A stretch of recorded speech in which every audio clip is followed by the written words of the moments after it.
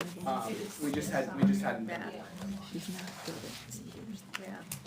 Because I want to go line by line and make sure it's right. I'm just like, wait. The default budget is a calculation. No. Next month, so I'm saying, You've had support from the proposed budget. Tell me when you're ready, Neil, maybe I'll corral. I don't know. We have You'll lasso Neil. Mike's on. They're ready to start. So Chris, does he have you all straightened out now? Thank you. I thought you were gonna sit there and I was gonna say, it's the first time you've been to the left of me. That's good, Tom. That was good. I was all prepared. Anybody need a I thought over there. So you're breaking the ice, I like it. Neil, need a Neil, book? do you need a book? Yeah, thank you. Financially, Tom, you're probably right, but when it comes to cultural and social issues, I'm not so sure. No, probably not. Actually, we agreed a lot on the planning board. Okay. Are we fired up? We're fired up, ready to go, everybody.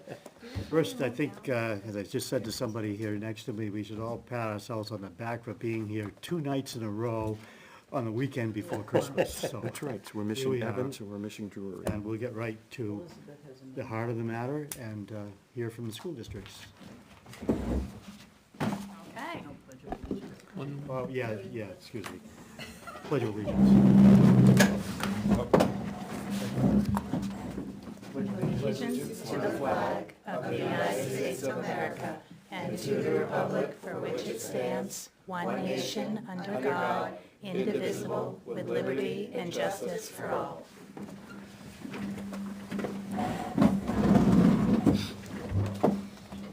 All right, well, for those who don't know me, I'm Jackie Coe. And I've got Chris Roy, Business Administrator, here with me. In the past, I think this has worked pretty well to go through, and I'm thinking since John Stark, Irene put John Stark first in the binder, we go through John Stark, and then we move on to Ware. And to go through the big budget, maybe section by section, if that makes sense. Okay.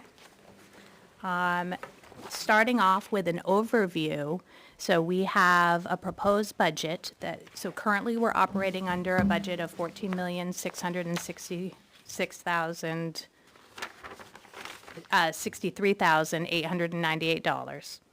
Our proposed budget is $15,023,072. And so that is an increase of $359,174 or 2.5%. Our default calculation is up $296,340 or 2%.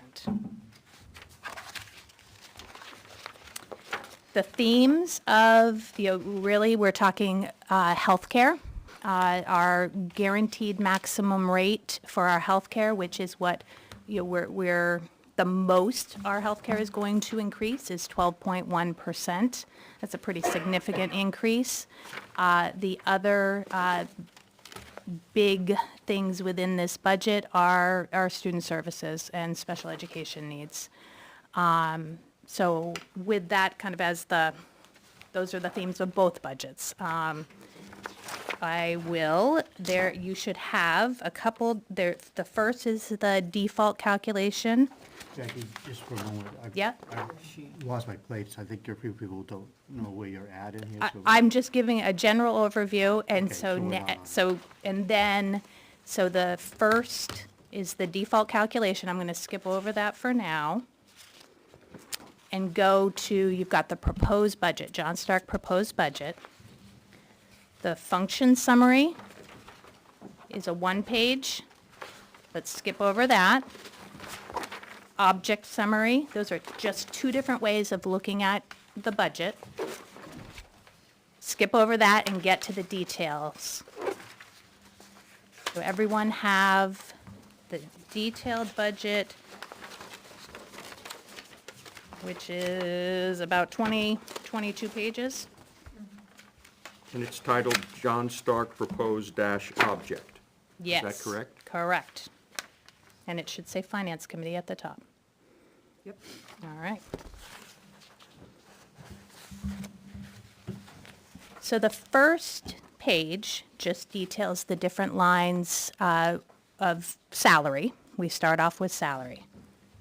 And there are pluses and minuses, and those pluses and minuses were pay increases for the collective bargaining agreement. Right now, we're in the third year of the John Stark collective bargaining agreement. No, second year, sorry, and we'll go into negotiations next year. Some of these are census changes. We hired somebody, or somebody left, we hired somebody else. They were more expensive, they were less expensive, and so that's kind of the pluses and minuses within that first page. The other thing we did, it ends up at the halfway through page 2. There's an overall $5,681 increase. So those are all the pluses and minuses within the census. That's the collective bargaining agreement increases, and it's also we cut a position. So there's a position within the, we currently have 4 open positions at the high school. These are teaching positions? Within the teaching contract, yes. How we're dealing with those positions, we have a lot of teachers teaching a 6 class. And so we pay them to teach over their regular schedule. They typically teach 5 classes. Particularly math and science and those are areas that we're really struggling to hire. So it's not that the positions, like we don't have one person filling the position, we have a number of people that we're piecing those positions together. But with that, we do have 4 openings and felt like we could come to you with 1 additional cut. I think you'll remember last year we cut 2 positions from the budget. We've been trying to be responsive to enrollment, and although enrollment this year actually went up a little. Question, Tom? Okay. Could you explain why you have 4 open slots and you're filling the functions by basically paying other teachers to do some of the work? Yes. Why did you decide on 1 of the 4? Why not 2 or 3 of the 4 or 4 of the 4? What was your thinking? Well, we definitely need the 3. It is hurting. It is not a good situation that we have the 4 open.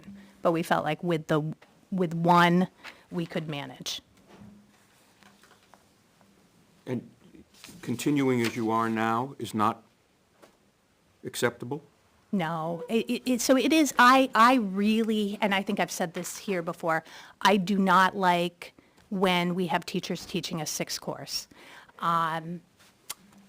When that means it's one, they have 20, 25 more students. They have less time to meet with students outside of the period for extra help, or, they lose that. And they're tired, right? Like it's that much more prep. It's that much more, it's that many more parents to call and just all of it. So I don't like that. It's a nice little bump in pay for the teacher, but it's a lot of work. So I don't like this. I don't think it's a good way to operate long term. Do they get a 20% increase in Yes. salary? Thank you. Okay. The next, under aid salary, we have a decrease. That's breakage, which again is that idea that we lose somebody and we hire someone at a lower rate. But this is the year, and we don't have it yet, that we're negotiating a contract for the support staff. So although it'll be a separate warrant article, we're not completed, so I can't talk about it. We have to have it done by, I think, January 9th. And so that line, ultimately, it'll be a separate warrant article, but it will be an increase. Yes. Can you currently tell me, I know your negotiations, yada, yada, yada, but their current level on their contracts, is it 4% each year? Is it 6%? Because they get a step increase every year. So what is that percent? I don't have that off the top of my head. Okay, because that's important to look at considering what we're dealing with for the taxpayers and what they're dealing with financially. That's a Yes. huge deal. So that is, I mean, it is, it would have been, I think, in the stuff we shared last year, and we shared the contract. So we will reshare that, and I don't remember what we negotiated. Do you have the overall increase for last year? Yes, I do. What was negotiated for? Put it on myself. Yeah. But we could also, I can send that later. So on page 3, the biggest number on here is, I think the only number, if you're looking in the 23-24 versus 24-25 budget, is the 114,000. That represents the position cut, because we also cut benefits. It represents census changes. Somebody was on a family plan and they went to a single plan, or somebody was on a single plan and went to a family plan. But it also includes the 12.1 guaranteed maximum rate for the health insurance. Question? Yes. Do you have any sense from the provider whether they'll go up 12.1? Do they give you any hint? They don't give us any hint. We've had years where they've matched it, and we had one year where they said we would have gone up more had we not had to give you a guaranteed maximum rate, but we've had years where they've gone under.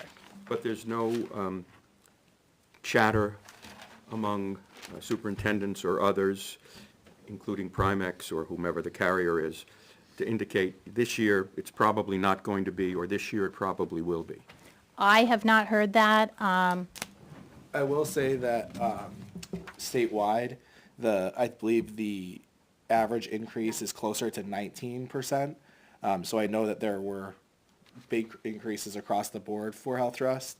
That doesn't answer your question necessarily, but just they went into it knowing with big increases. So I've delineated things from that, thinking that potentially it could be lower, but I haven't heard anything other than that.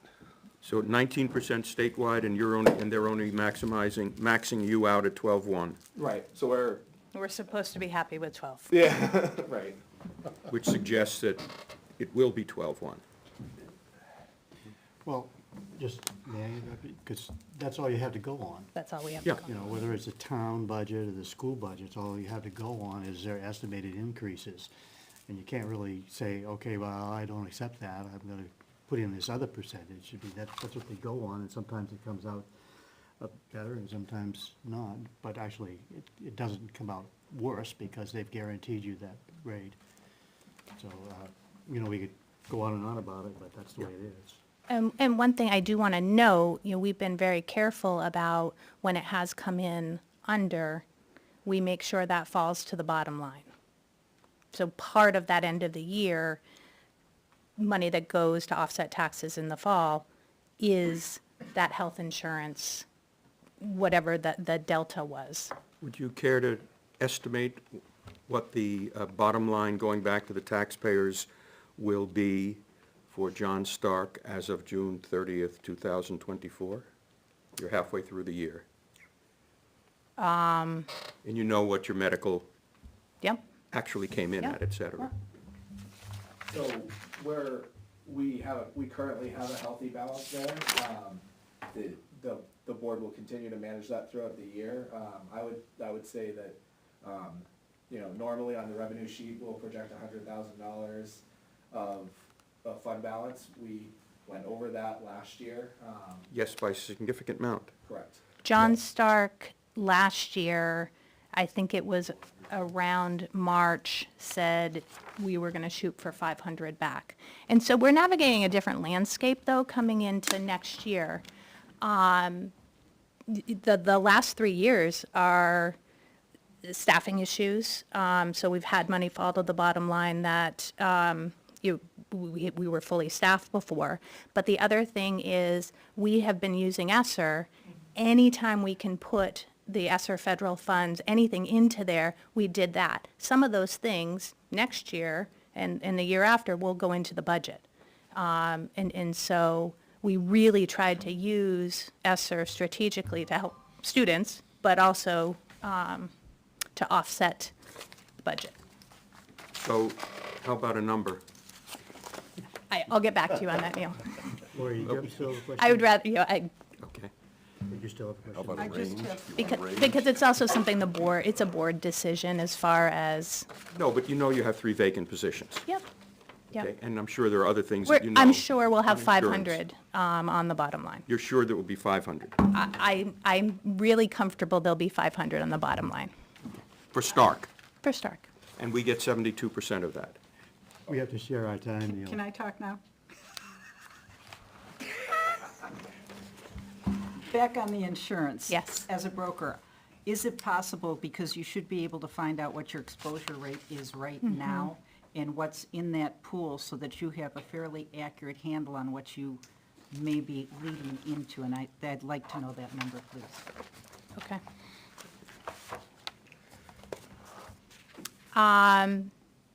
So going on to page 4, we had an increase in dental insurance of 4.7%. There's a decrease here. Those are census changes and the position, the impact of that position. Unless somebody wants to talk about page 5, 6, 7, 8, those are all taxes, retirement, FICA, that is tax, life insurance, that go associated to the positions. Did they change with any cuts from a week ago? No. No? Okay. Like on the I don't, 26th, I'm sorry, the, at the budget workshop, the Workshop. board cut one position, so we pulled out all costs related to that one position. okay. But these numbers all look the same, so, Yep. okay. You had already done it by that night? you said, or- When we went to the board meeting, we had already done it, but when we were at the budget workshop, which was mid-November, I'm getting Oh, my, yeah, I'm never getting my mind. boards mixed up. I am too. So it would have been the right, Yeah, okay. Yep, I'm mixing my board meeting, my workshops. Bill? Yeah, Dr. Cole, just on page 3, I don't know if it's a typo or what, am I missing something on line 098 211, the district-wide benefits? The 22-23 actuals is $41 instead of $1 million? no, What's but that? you'll notice, so we're not allowed to share what an individual gets for health insurance. Okay. Right, and so we pool it, so that's overall cost. It then gets dispersed, and so you'll see, teacher health and, All right. so that's, It's in there, but it's elsewhere. so those other lines that are zeros in, those will get distributed. Okay. Oh, yeah, I see it now. There's zeros below that on the left, and, yep, got it. On page 9, at the bottom of page 9, the tuition course reimbursement and the conference workshops are both in the collective bargaining agreement, those numbers. And the same on the top of page 10 with the support staff reimbursement. So, still to come. Well, that's what's currently in the budget. Any increases would go on the warrant for the support staff, but.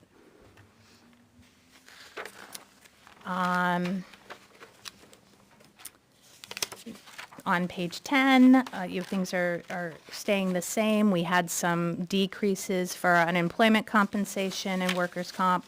Those are, just the actual numbers of what we get. And then going on to page 11, the SAU district shares. So John Stark's district shares go up by 58,621. Yes, What is that exactly? that is the SAU budget. Ah, thank you. That is paying for me. Which line is that? That is SAU district shares, so 232,108,311. And that's 58,000? Yes, 600, An increase of, yes. how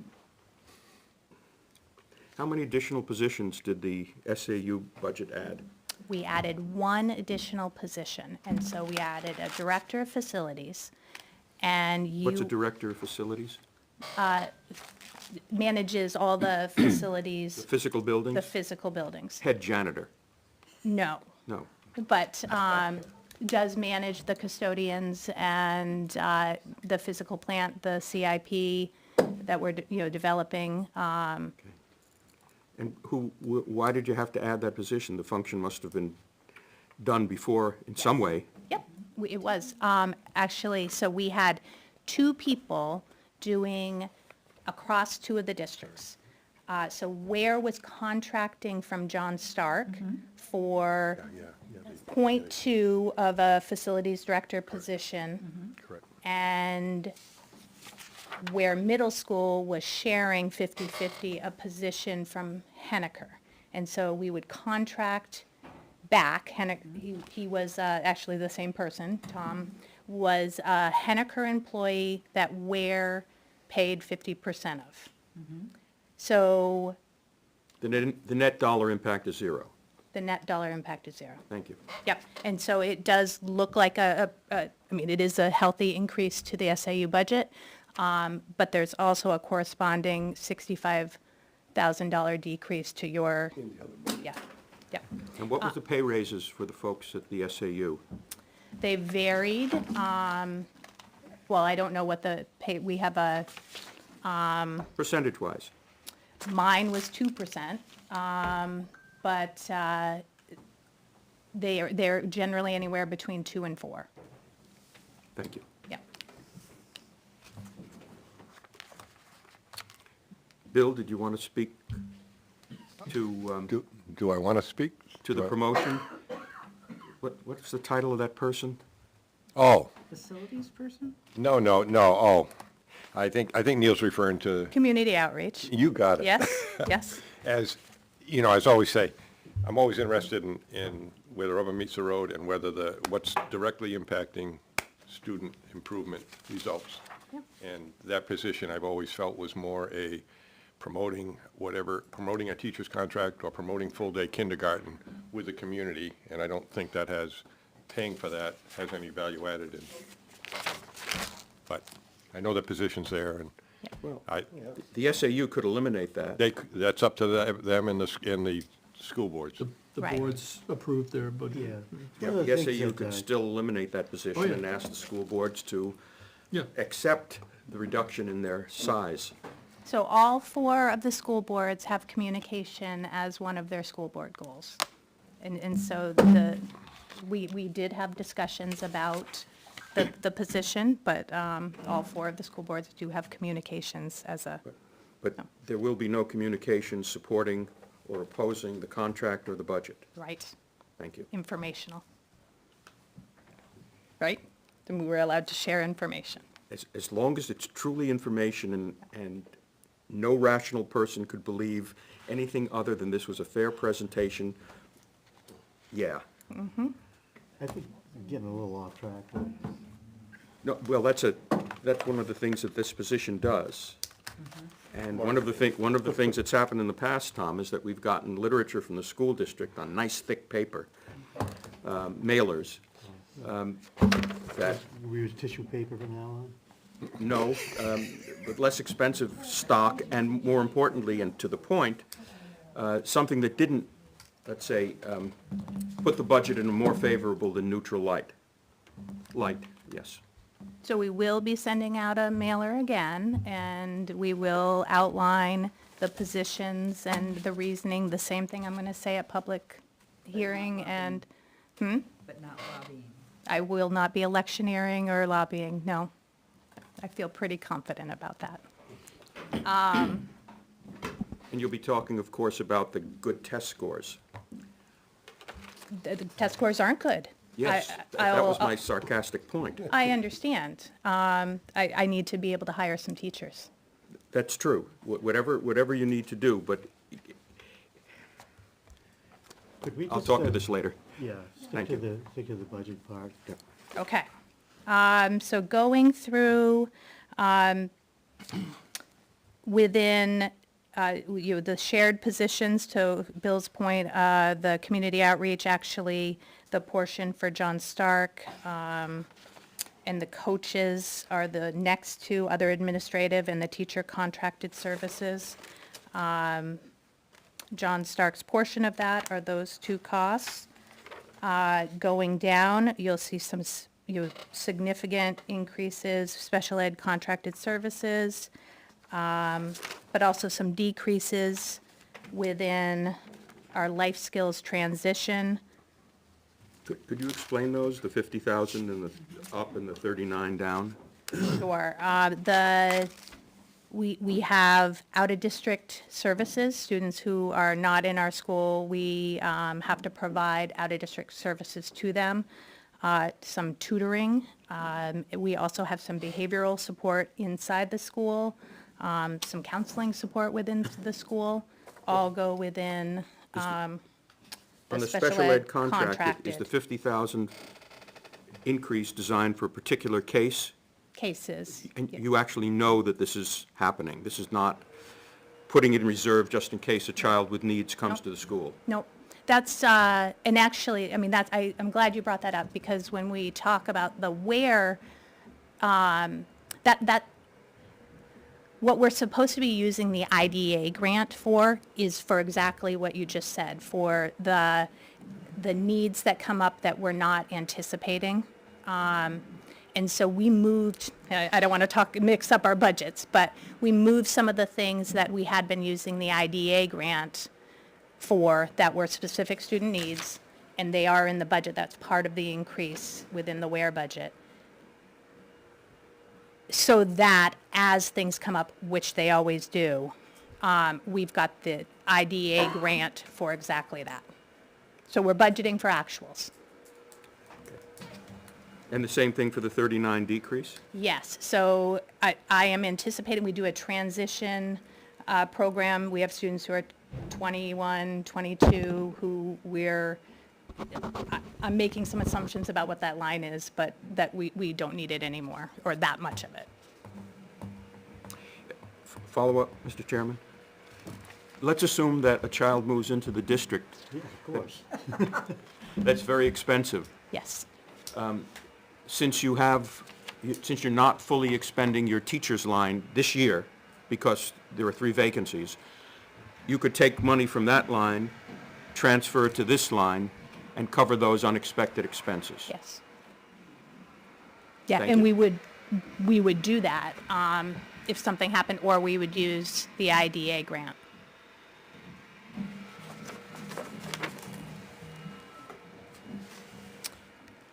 Going on, continuing, these are the specific student services under occupational therapy. We have a decrease in speech contracted service.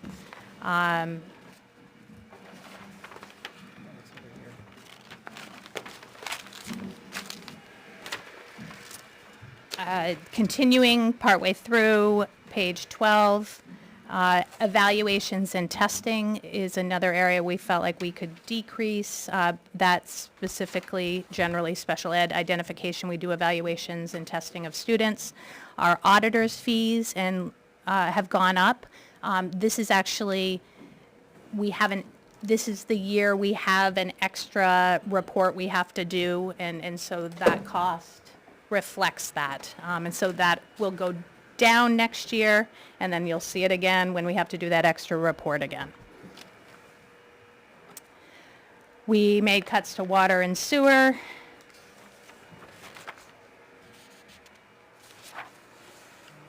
Everything's pretty constant until there's a $1,000 increase under special education repairs. Okay. All the way halfway down 13. I think I mentioned this last year. We have a lot of students with hearing issues and the repairs around that equipment. That's what that increase is about. Repairing the equipment, not the child. The what? Just you, joking. Made a cut in grounds maintenance. So on page 14, cut to glass repairs, emergency repairs. We have the vehicle lease increase. That is, we have a van. The van gets used for special education. We lease the van and have found it to be a really economical way to have small groups. Our golf team takes the van. Sometimes the tennis team could go on the van. Like smaller groups can go on the van. And also students in our transition program, if they're out and about, the van can be used for special education. So you don't have to have a whole bus going, taking a student, just a handful of students somewhere. Our transportation contract at the bottom of page 14. Yes. Tom, Yeah, go ahead, Jim, I'm sorry. can you, I see that the cost has gone up. What is the trigger on that cost? The lease, it's a new lease. Okay.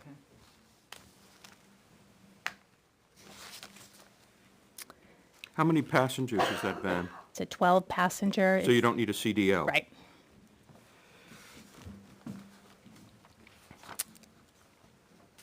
Transportation, our contract has gone up. And so that affects the top of page 15. So the overall cost of transporting students have gone up, and we have more students to transport. So that 48,000 is some of our out-of-district placement, driving students to there. When you said you had more students to transport, has the John Stark population changed, student population? It's going up. It's gone up. Right now, I think we're at 50? 50 or so, 50. But I'm talking special education. Oh, How so about the this- overall? Overall has gone up about 50 students. That's the one bumper class that came up from the middle school to the high school, but you coming won't too. see that jump in the following years because they're flat. Coming next year. Right, it'll level out. Now, this I'm sorry, Tom, is it okay to Yeah, ask? go ahead. This Thank you trans, for asking. Thank you, Tom. this transportation cost, is this all about special ed as opposed to our bus contract? So the bus contract is the 13.6 at the bottom of page 14. The 48 is just special education. Follow-up, please. Yes, go. Some of the towns are experiencing having problems getting enough bus drivers to cover routes. Are we also having that issue? I want to knock on some wood. We have had, our bus company does a really good job. The people who work there are members of the town, and we have been able to, not without some hiccups, and we've combined some routes, but they've done a really nice job. So it's not perfect, but we have fared better than most. That's Stark and where? It's all one system. So the Centerwoods bus, the Ware Middle School bus does the first run, and then those buses get distributed for Henniker, John Stark, and Centerwoods.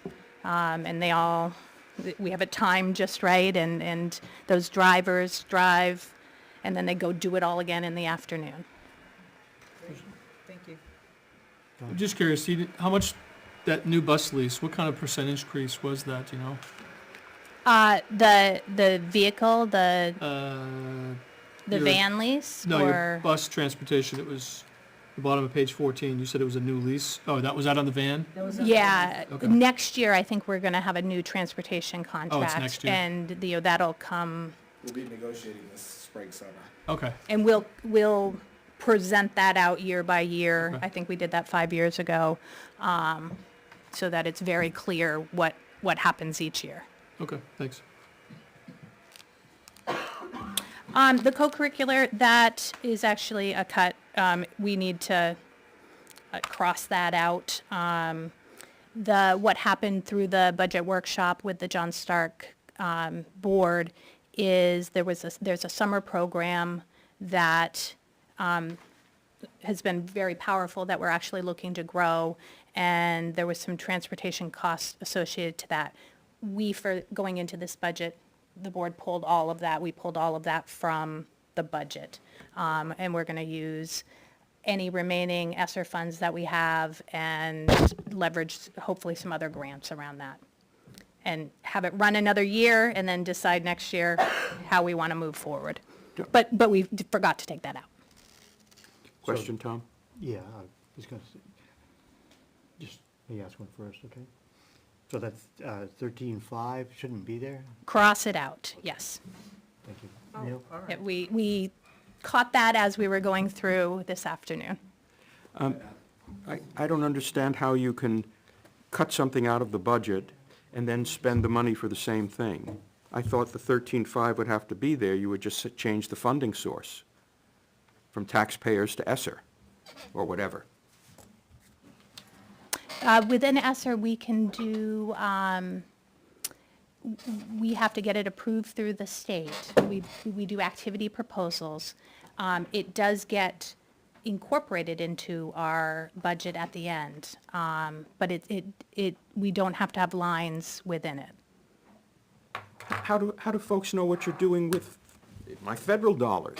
Well, the ESSER funds, every month we report out on what we're doing. Yeah, but don't we have to approve what you're doing?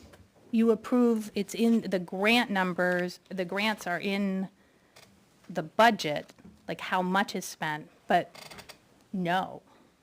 So the federal government gives you money, and where taxpayers have no voice in how that money is used, it's up to the administration? Well, and the state, every activity has to get approved through the Department of Education. So we have to, we fill it out, get it pre-approved, engage in the activity, fill it out, and get reimbursed for it. Thank you. Did you have a follow-up on the 13.5? You said something about that. Where the 13.5 is taken out, where on the rest of the line items does that not? I That, see- it'll be 13.5 off of the bottom line. So, But that should have a net tax impact of zero. Because when you were funding it in the budget, you were funding it with ESSER money, not with taxpayer money. when Now we that were you've- funding it in the budget, we planned to have it in the budget. We're With not. taxpayer money. With local taxpayer money. If we do it at all, we're not going to use the local taxpayer money for it. Thank you. So would that change the bottom line in that section? Yes, Yeah, so. And the percent change, and all the way through. yeah, Thank you. which will affect all the way down to the end as well. But I'll have it fixed for public hearing. Property and liability insurance has gone up. Going to page 16. Additional cost for out-of-district placements. We do have students who either go, and you'll see some go to other school districts, and some go to private programming elsewhere. And so this is the 70,000 and the 41.5 is part of why the transportation costs have gone up.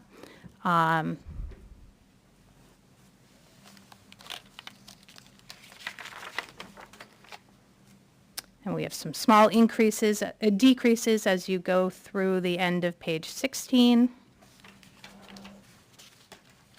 Page 17, our math supplies, we are, Tom? Just a second. I'm not catching up. Okay, go. Do you have any idea how many Stark students, and ultimately Ware students, leave where under EFAs and go to private schools? Or that information you just don't know? Well, it's not information that we have full access to. I believe there are 30 WARE students who receive EFAs, and I think maybe 5 of them have been WARE students. You mean they were previously a private school? I don't know where they're homeschool students, they were at private schools, St. John's or whatever. Is that 30 just Stark, or is that Ware too? It's WARE. Not Stark? No, it's WARE students, I Combined. believe. Combined. Let me double check that, but I believe it's WARE combined. And you, as an administrator, do have access to this data. This is not something that you're getting anecdotally. I'm not getting it anecdotally. I don't have full access to the data. It's not by name. So I don't have full access to it. I do know there are 30 students who receive EFAs from WARE. Thank you. Initially, the first year I did have access, like full names, and there were no past WARE students who received it, and when it first was instituted.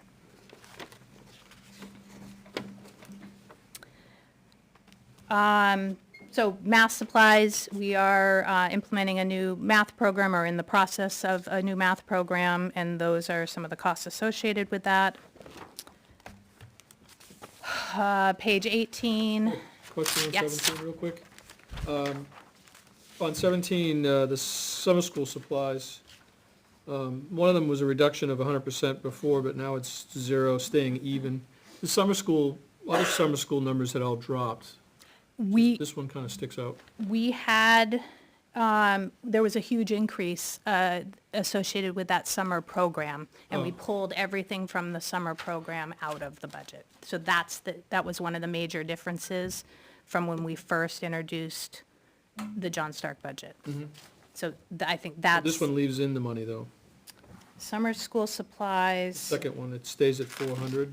Yeah, I mean, it was a lot more than that. 400 we need, we still do Oh, summer school. you still have some activity there? Yeah, Oh, yeah, okay. just not the full, like, we still have tutoring, competency recovery. Okay, I got you. And it's also just shifting because the function code was, I updated the function code. The 1420 should be athletics.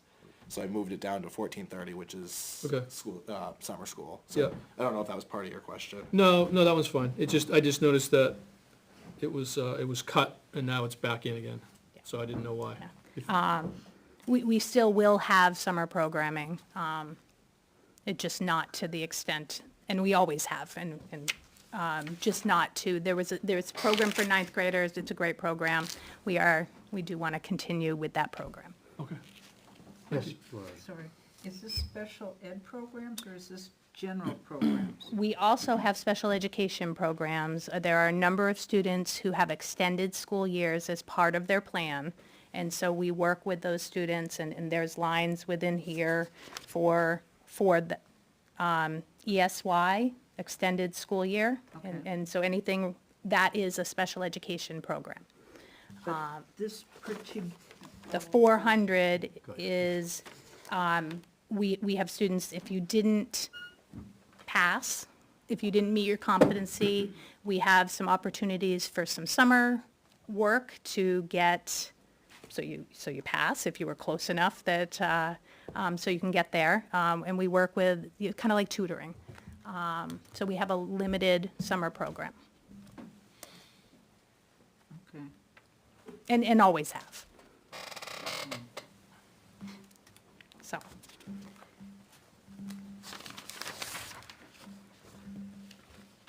'18, made some additional cuts to custodial supplies. Felt like that was over. We weren't based on usage. Ground supplies, same thing. Electricity. Question on electricity, Tom? Sure. I take it you're not using the default rate. I take it you go out and bid your electricity. I don't know the answer to that. That's correct. What are you paying now, a kilowatt hour for the electricity? I don't have the exact number. I know we've been on a contract, the annual contract, since I've been here. It was negotiated prior to my taking the position, and we're getting pretty close to that running up. But it's like before the numbers started soaring, so we're still kind of locked into a really good rate. So Okay. kilowatt hours and our usage. Yeah. Is that, No, I mean, not kilowatt, rate. yeah, Yeah. the default rate now is 22 cents a kilowatt hour for public service, and that's going to go down to, I don't know, 10, 12 cents in February. But even at that rate, you can get a much lower rate, Yeah. 7, 8 cents. Yeah. If you go online, this is for a consumer, I'm not talking about for an industrial customer or a commercial customer. If you go online to the Public Utilities Commission, they have a whole list of suppliers, Yeah. and they'll tell you what the story is. And in most cases, you can opt out when the rates go down, and when you opt out, there's no charge. Yeah, I have a number in my head that I don't feel 100% confident, so I'm not gonna say it, but I will email you all to let you know what it is. I believe it's under that 7. Okay. And your contract is fixed so that you can't get out of it, and whatever it is in it is what you're putting in the budget? Correct. Yep, we're continuing to budget for what the bills come in as. Gary? On page 18, I'm looking at the top 3 supply lines for library, computers, and school board.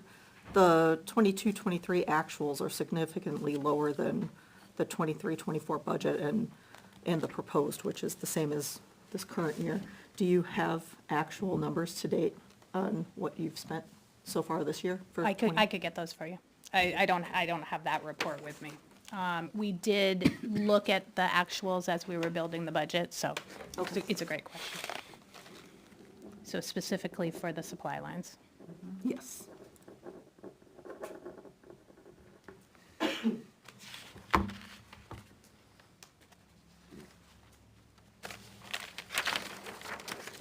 Okay. I think that gets us down to 19, and 19's also, everything's is flat.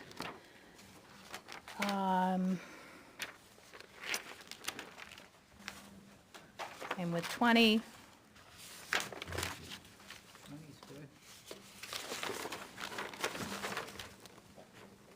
we did, if you remember last year, we did some work with combining, and so discipline area, we kind of had them scattered. We had books, math books, and we had math software, and all of that is now combined within math supplies. And so I think next year, as the 22-23 actuals fall off, or the 22-23 budget falls off, it's going to be even a little bit cleaner. So we're plugging away at that.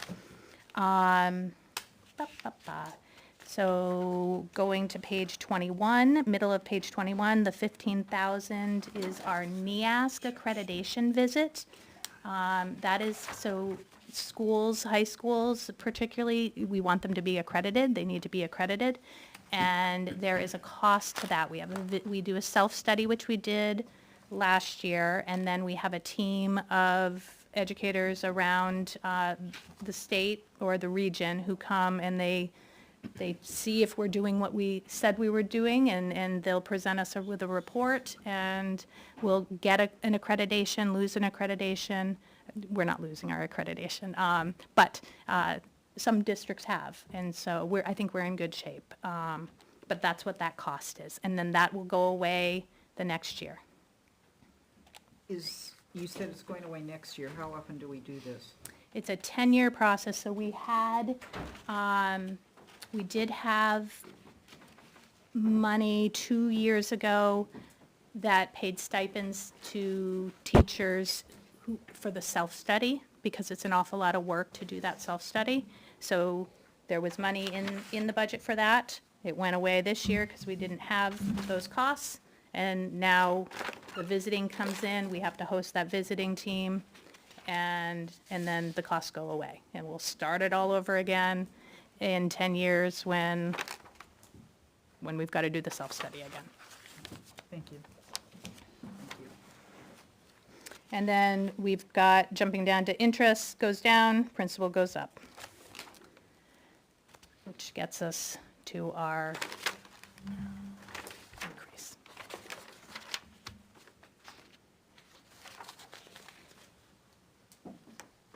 Any questions? Yep. Bill? The difference between the default and the proposed is only 62,833, which is about 0.5%. Where you returned over 600,000 last year, and that's historically been somewhere in that range because of, is it fair for us to assume that if you lived with it, that if you got a default budget, that 60,000 is no problem to cover? I won't say that, but it, and I don't anticipate next year we're gonna be in the same spot because we won't have ESSER funds. Right? But we will live within the budget we get. Okay. Can I go one more question? Because before we shift over to where? Okay. The contingency fund Yes. that got voted in 2 years ago, despite our committee voting 13-0 against it, but it was the special election in the middle of the summer when not too many people voted. That can be as much as 5% of the net assessment. Yes. Do we know what that number is now? It's going up every year, right? The net, the 5% of the net assessment is what's the Net cap? assessment's basically what we get from the town offices. Yeah. Do you know what So- that is now? That's what it's capped at, right? I unfortunately don't have that on my local drive, and I don't have internet access, but Okay. Well, it's it's, probably close to 500,000 or so, somewhere in there. It was 489 in 2021. the 5% you're saying. The 5%, Yeah, right. yeah, it's not gone up substantially. Okay. How much is in that now, do you know? Has it- 350,000. So something has been spent out of that? It is not. Has not, so it's still three, They've decided to not fully fund it in the last two. right. 2 They years. did the first year, so rather than 350 coming back to the taxpayers, that funded that in the first year. Correct. And then they haven't added anything to it, even Right. though they could, because it went up a Yeah. little bit. And each year they could have done more. Right. They've stayed with So 350. they haven't used anything in 2 years. Yep. Okay. Suggestion. As we look to next year, this is not in our world, it's in your world. Contracts are important. John Stark will have a teacher's contract next year. Okay, you got 350,000 sitting in that fund that hasn't been touched in 2 years. Rather than wait for a petition article to do away with that fund, because the way it was passed originally was kind of in the shadow of darkness, shall we say, on a special vote over the summer. I would suggest maybe you look at saying, we haven't used anything in 2 years, we could use that money, maybe if we dissolve that account and to offset maybe the cost That of is a teacher's actually, contract. that's actually a conversation that we have every year at the board in August. We discuss whether or not, when to increase or decrease that fund in order to manage the tax rate. So we have some big decreases in state funding coming. So using that money at those times when we potentially have decreases in revenue that are out of our control, would be beneficial in those times, but we have that conversation every year, and that's part of the reason why the number has stayed the same as opposed to going up to the legally allowed Because I'm amounts. suggesting you do it at one time to get rid of that account, zero it out, and use it towards the teacher's contract next year. It just is a suggestion. And whether that's possible or not, I don't know, but that, No, I just follow up with a discussion we had last year, which is probably gonna come up again and again, and that is that when the default and the proposed budget are close, we look at that fund and say, why should we go this way rather than that way? Because they have that contingency fund to make up the difference anyways. And that's been a point of discussion since that passed. Because normally, and again, I'm not going to go back and criticize it's done, But in the past, if there was money that was reserved, it was usually on a warrant article by itself, and it had a purpose, rather than a contingency fund that was just kind of open-ended. And that has influenced our decision over the years on whether to support the proposed budget as opposed to the default budget. Yeah. it's Just a- so you're aware of that. Yeah, it's an irritant, I guess, is a good way to describe it. Thank you, Tom.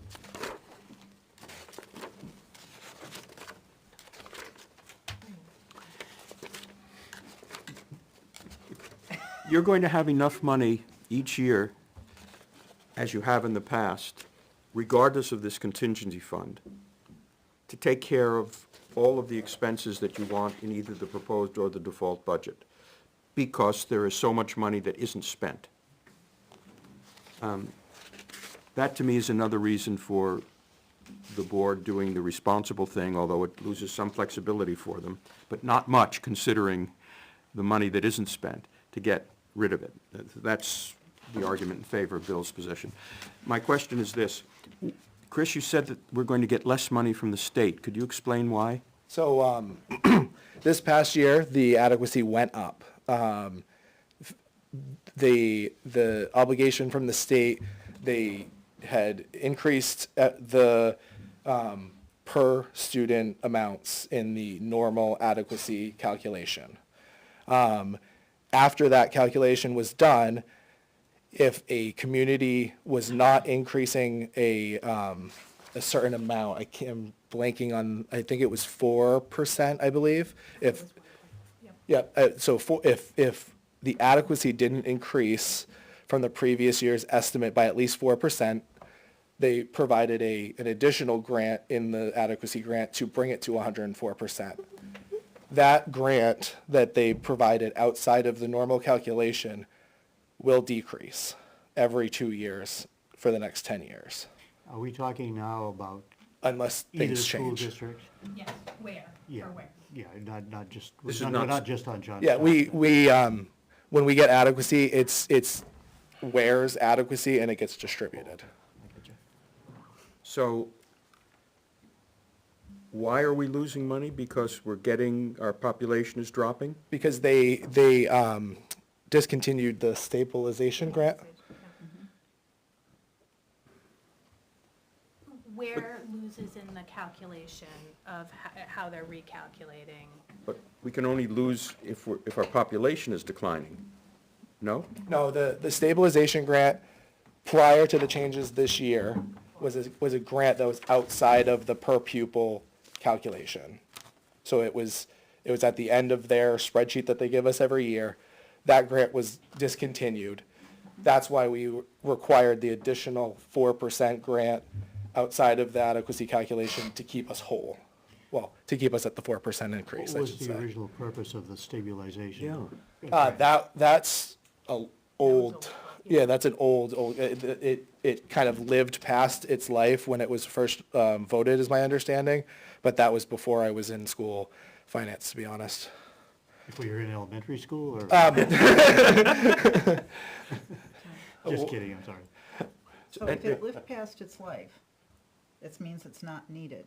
So why are we moaning about it, especially because you I don't always believe I have- did. Well, I'm not picking on you, but we always have enough money coming back. We are not short money coming back from the schools. And I would like to speak to that, because I do not anticipate going into next year's budget and the budgets after that, we are going to have as healthy a bottom line. I think the fact that we've had as much coming back as we have over the last 3 years has been a testament to the fact that we've been very careful with the ESSER money to make sure it was also a benefit to the taxpayers in addition to doing what we needed to do for students. And so during that time, we have made significant cuts within all of the lines of our budget in both Ware and in John Stark. And so we're going to be spending our budgets. And so I am not anticipating that we are going to be returning as much moving forward at all. moving forward is beyond this. Beyond this year, we still have ESSER money that we're leveraging. And so anytime anything comes up as a need, how can we use ESSER for this? Because we've got it and we want to spend every penny of it. And so, And how much are we losing in stabilization aid for this 24-25 year? nothing for this, well, for Not- stabilization, because they're making us whole, it's called a hold harmless Yeah. for 2 years. After the 2 years, we lose 20%, and so we can share that calculation. But for this budget, It doesn't impact this budget. so why did we bring it up? Just to let us know? We brought it up in reference to the contingency fund and how we use that to manage the tax rate increases. In relation to the contingency fund. How much ESSER money is in this budget? Or, excuse me, how much ESSER money are you spending that's not in this budget? So you have the ESSER report and what we've done each year. And we, okay, I mean, we did share Yep. a whole bunch of everything that we have. Don't And, remember the number. yeah, The current grant is in the $400,000 range. And we'll spend all of that in 24-25. we need to spend it by September of 2024. And so 25-26, we start off with a hole of $400,000 in the budget. We did a lot of one-time costs, so we bought the literacy program. A lot of the one-time costs of that literacy program, we would need a new literacy program. But rather than have it be a taxpayer cost, it was a cost within ESSER. So I it mean, won't that's a be the great. full, it won't be the full 400,000. It will not be the full four. And we were really, I mean, that was also something we heard and why we had to report out, and rightfully so, why we had to report out each month on how we spent the ESSER money.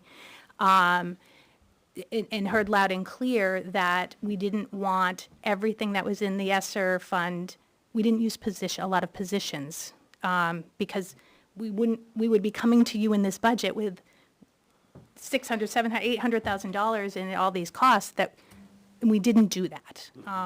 We were very careful about how we used that money. We also weren't allowed to take things out of the budget and supplant anything that's in the budget. We've been, pardon me? Bill, your question. No, it's just historically on the amount returned to offset taxes. I don't want to make it sound like the world's going to fall after ESSER funding, because in 2017, this is before ESSER, you know, Ware School District returned over $363,000. That's where, what about Stark? It was $493,000 that came to us, I believe. I think that 70% was already applied there. The next year, Ware was 461 and Stark was 474.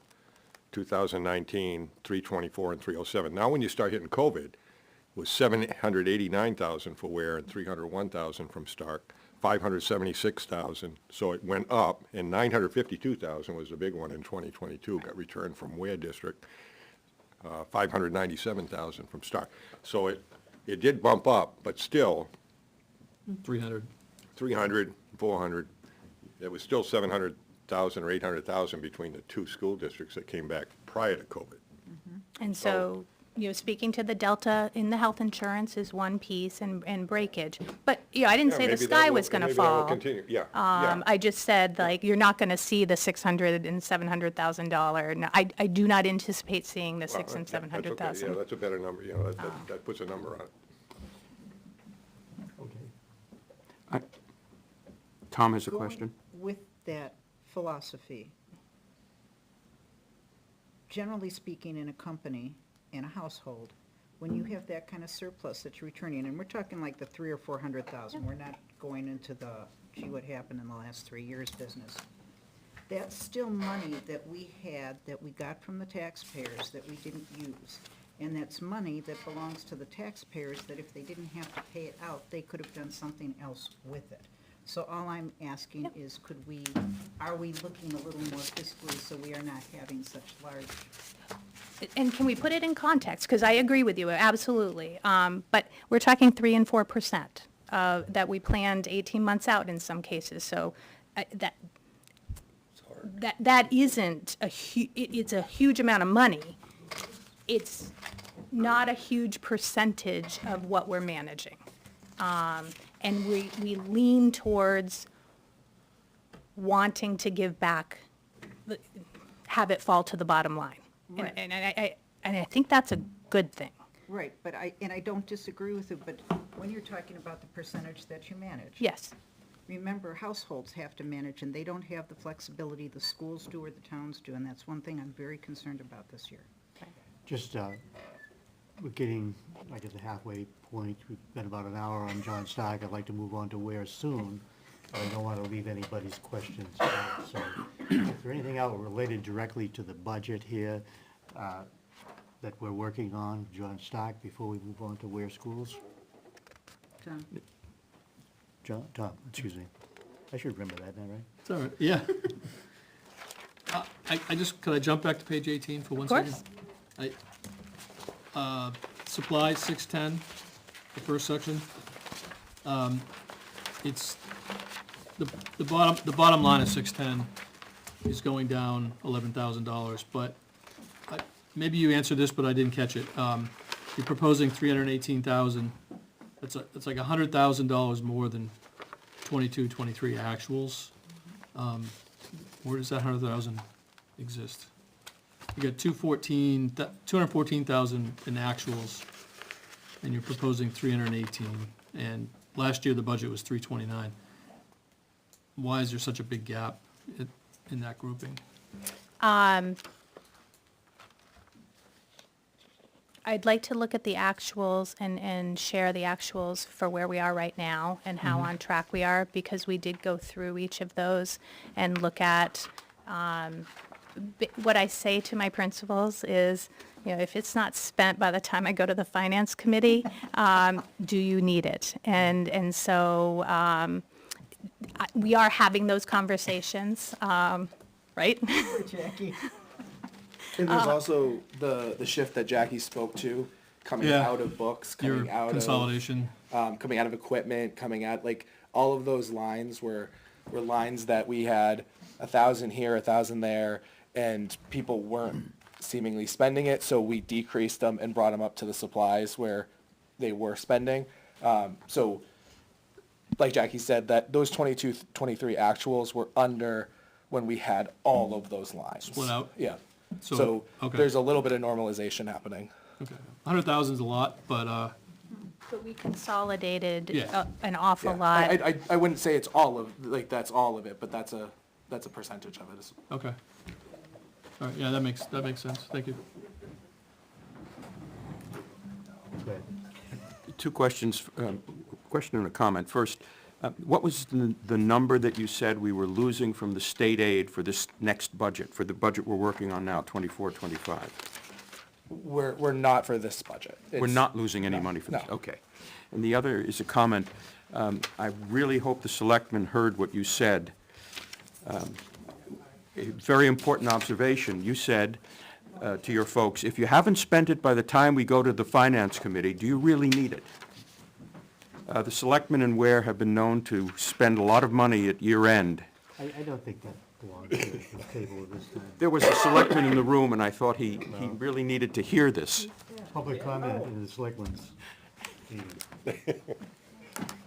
Well, we manage a bunch of budgets, Tom, or we comment on a bunch of budgets, so they're interconnected. We're talking philosophically now, not dollars and cents, so. All right, let's go to the Ware School District. The fun one.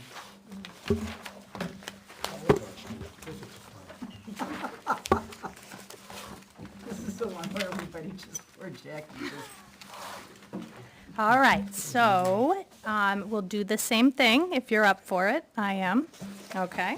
So if you skip through the default, go to the where proposed, skip through the function summary and the object summary, and move to, it should say Finance Committee, where proposed object budget. All right.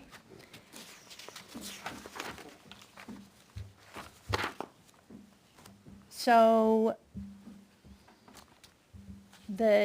some of the things happening with this first page and the salary lines.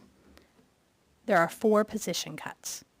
That is different. I think we started off with 2 on Tuesday, and Chris has been working magic between to get ready for tonight. But there's 2 additional positions cut out of this budget.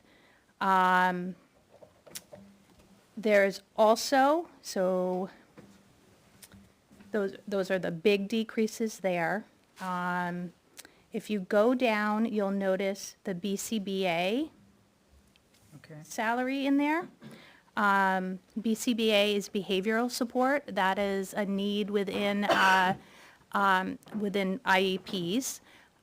It is a position we're currently using some grant funding for, IDA grant funding, but remember when I said we needed to open up the budget for the unanticipated needs, the grant budget for the unanticipated needs that we have.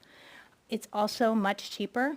We were able to hire someone. It is cheaper to hire someone in this position, and I'm going to say the same thing for the school psychologist, than to contract out by a lot. And so the fact that we have somebody and getting that position into the budget, which is directly connected to student needs, is why that you'll see that there. Let me ask you a question. Yes. Go ahead. In regards to that line item, you're saying it's vastly cheaper. Does that include the steps that go into all these contracts? Does that include insurance? Does it include dental? Does that All- include vacation? Because if you add that all in, that's a pretty big chunk. It is, and it's still cheaper than contracting. Okay. And so you'll see on page 2, the school psychologist, which is even more the case, having a salaried school psychologist is much, much cheaper. So every IEP starts with an evaluation, and they do testing, and having somebody in-house doing that is a good thing for the Ware School District.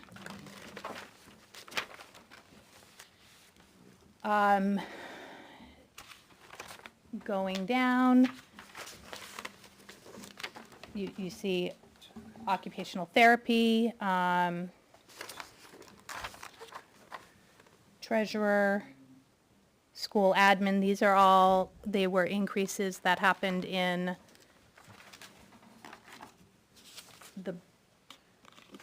the wage pool, and this is how they got distributed.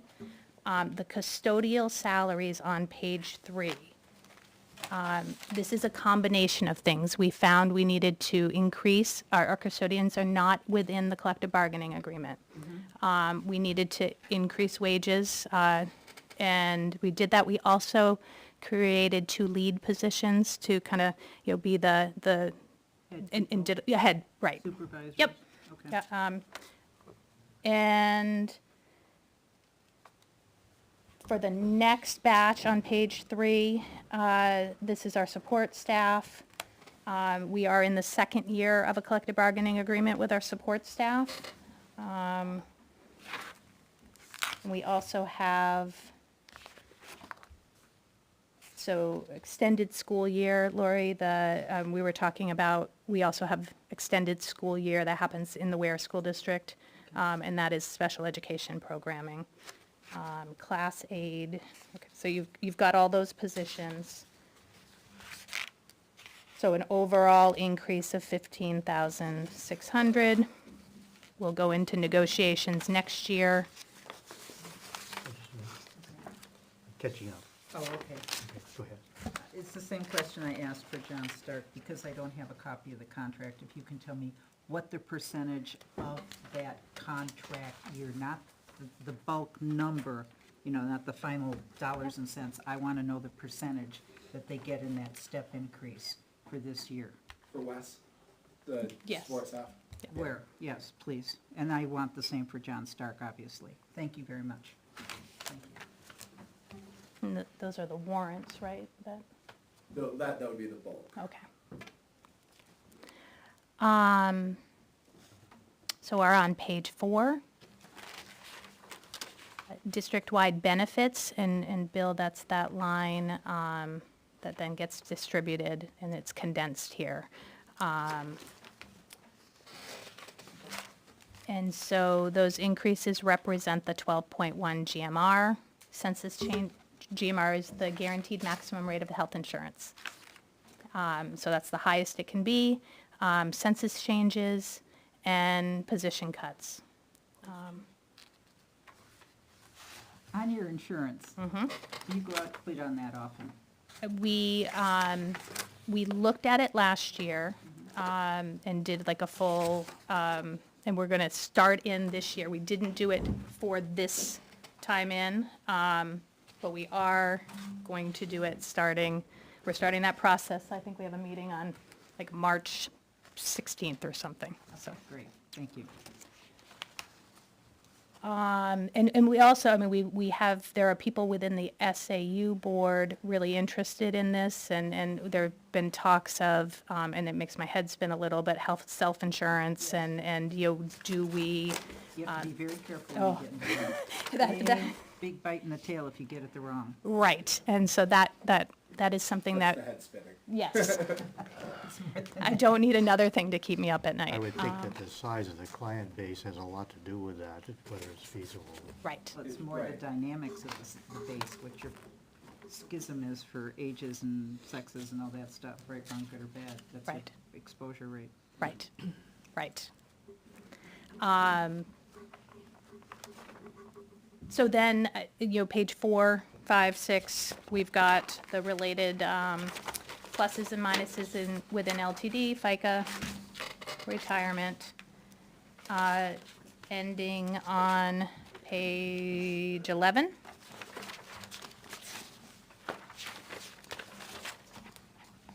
We do not have support staff health insurance, but what we do have is a small, I think it's $500 flex plan, 300,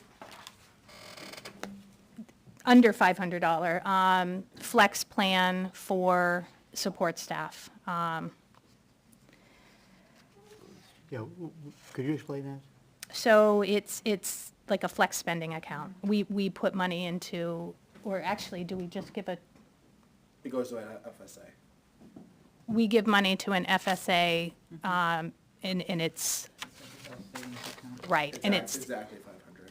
It- I just looked it up. is that in the contract or is that current? That's That's- current. Oh, because we're in where? Sorry, Yes. okay. Yeah, Okay. I did it too, I Yes, did it too. yes. So they get $500. We pay $500 towards support staff health insurance, period. Question. The town does and companies do too. Will often do like a buyout, Yes, like 10,000, depending upon how big your company is, Yep. but they usually do between 2 and 4, sometimes 5. So that you're not getting hit with the full Yes. impact of somebody's insurance if they stick to their husband's insurance. We take a lighter hit, yes, you're paying out money, but it eases the exposure rate and the long-term effects of that. Yes. Do we do that? we do it for teachers and we do it for anyone who gets health insurance from us. We What is don't, the buyout? it depends on I think it's $4,000. It varies in so many different ways. There's, I believe the WARE contract has it tiered based on how many people opt out of insurance. So if more people opt out, the amount goes up. But That's unusual, it's, very unusual. it's, I believe it's either, it's also based off what insurance they would take. So it's either 3 or 5, depending on who they are. About $3 and $5 or? 3,000 and 5,000. Thank you. So a single plan versus the family plan. Just checking. Thank you. Trying to incentivize if you have the choice to take a spouse's health town does insurance, it, I think, or is it- more often now, parents. You know, if we have a 24-year-old teacher and they have incentive to On their parents stay on their until they're parents. 26. Right. Okay. Tom? Well, I had a quick question on page 11, the teacher retirement 232, the bottom line, top of page 11.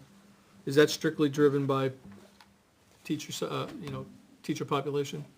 It It went down, so I was curious. did go down because of the 4 positions. Okay. And We do not have support staff contributing. We do not contribute. They are not part of the retirement system for New Hampshire. That is an unusual, Right, right, yeah, there, that is unusual. yeah, For Ware School District specifically. Right. right, John Stark, actually, they do. right. No, but it went down from from the budget, the last budget published. So I was just wondering if that was just driven strictly by head count. Usage, census, Okay. and because it's income-based, and so if we hire teachers who are less expensive. Okay, We will next year, I don't know what it'll be, but the rate changes next year. Last year, we had actually a decrease. It was a slight decrease in retirement. Yes. And a few years ago, there was a huge hit, and that was terrible.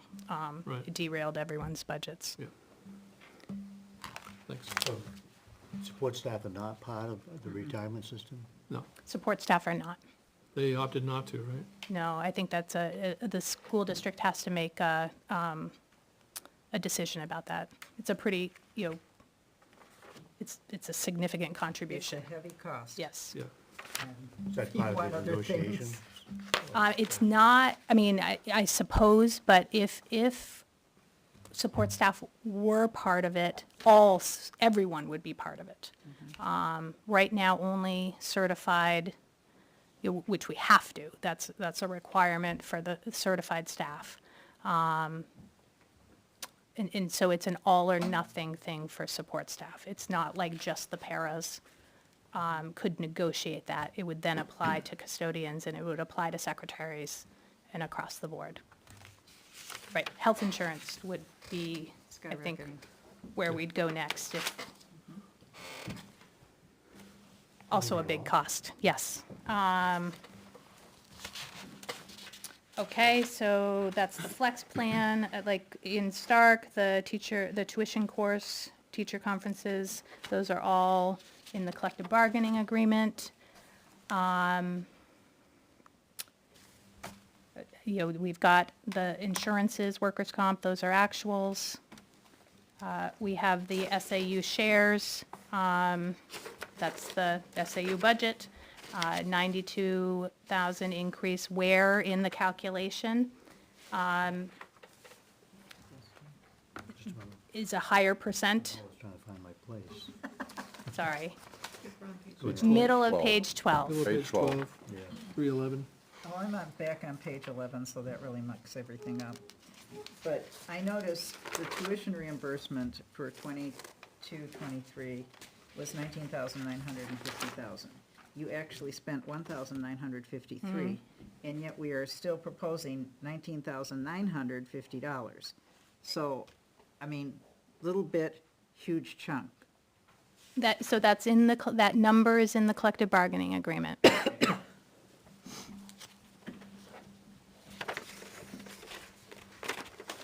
We budgeted 19,950 the year before that, too. Yes, it's a flat number. We have been in a spot where it's been difficult for teachers to do additional outside professional development, take courses. They're just in a tough spot. So there hasn't been as much of that and so, in negotiations, they would be reluctant to get rid of that until things have normalized. And so I think, it could be a topic for discussion in future negotiations. Where are we? The SAU, middle of 12, we've got the SAU and those shared positions with those salary increases. And then we get into contracted services on page 13. Again, Yes. I'm sorry to interrupt you. The SAU contribution, does that go in the default budget, the increase? the increase does. It does. Okay. Yep. The increase for the SAU budget does. The increase for the shared staff does not. So under that, the instructional coaches, the community outreach position, we now share technology. Those positions, those increases are part of our wage pool, Okay, and that's where they get the increases. okay. So 13 is primarily special education services, and the pluses and minuses are identical to what we talked about at Stark, as far as what they are. And so we have contracted services around behavioral counseling, the BCBA work. Extended school year, that 13.5 is a special education, but there's also a lot of decreases within the vision and audiology, special ed tutoring, PT, contracted services.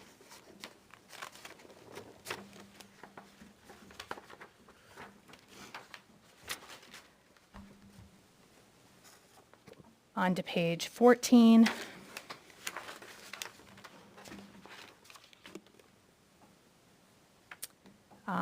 The increases within at the bottom of the page, information tech, those are, we have the shared staff, and so we have 4 people within the SAU, and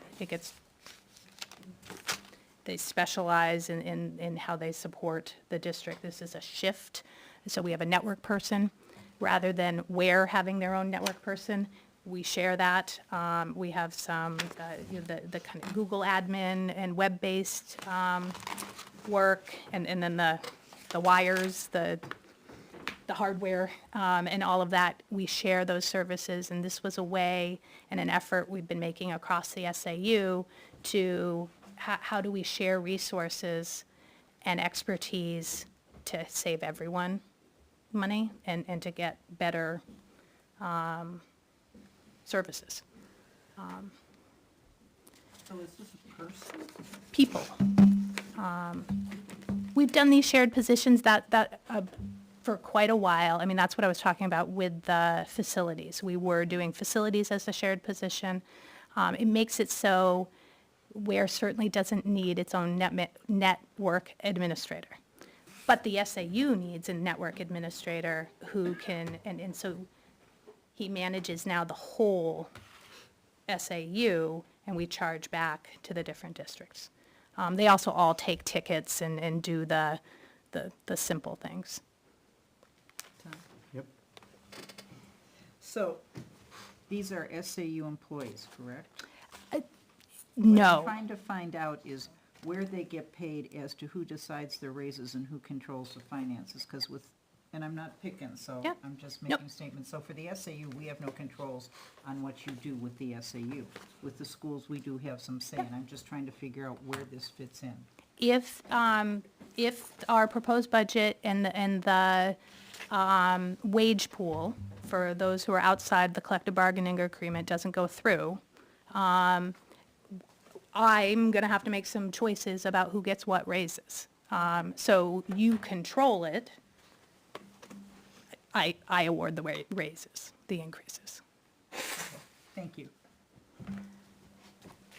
Auditors have gone up. Again, that extra thing we have to go through. Some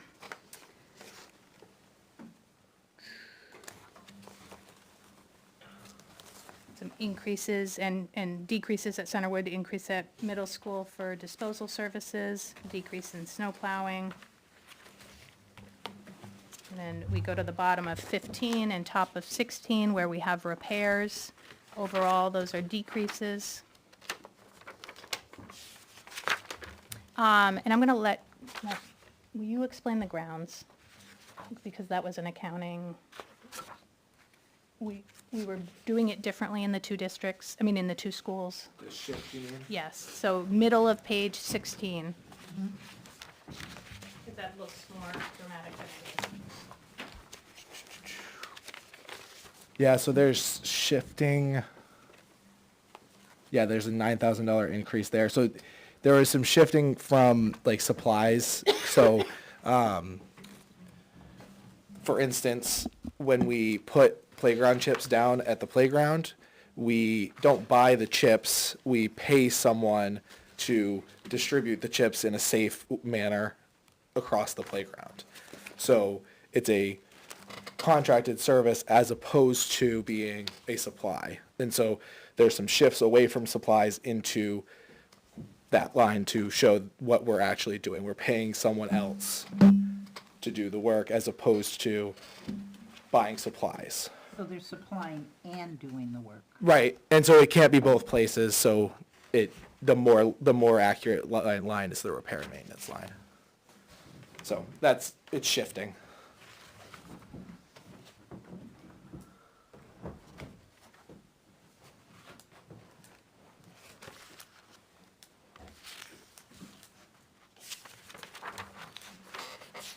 Tom? What was just covered?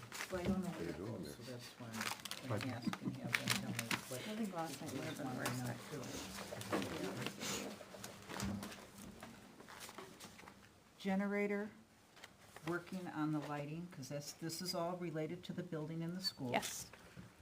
What line item does this all come under on making sure that we buy a generator, that it works, the fuel for the generator, because it takes oil, and we're making sure that we get things hooked up appropriately? Where does that come in the budget?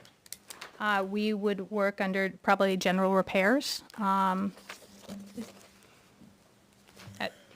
Or we put it under, I mean, we're on a default, so we're looking under, where our repair lines first, but if we need to shift, we'll shift.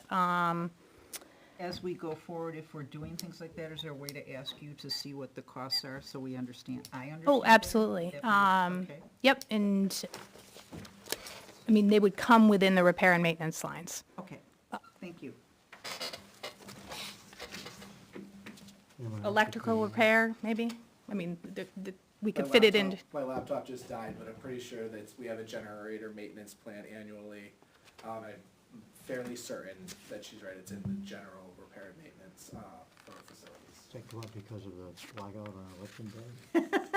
Well, that started No, it, now other I thought things that's are where you going were, with I it, thought but that's where you were going. in general, you just want to know where these things are. Because there's something that they have, it costs money, it uses fuel, and, at that point, somebody must be doing something with it. Yep, it's a repair and maintenance. All right, and so unless there are questions on any of those repair and maintenance lines, we'll go to page 18.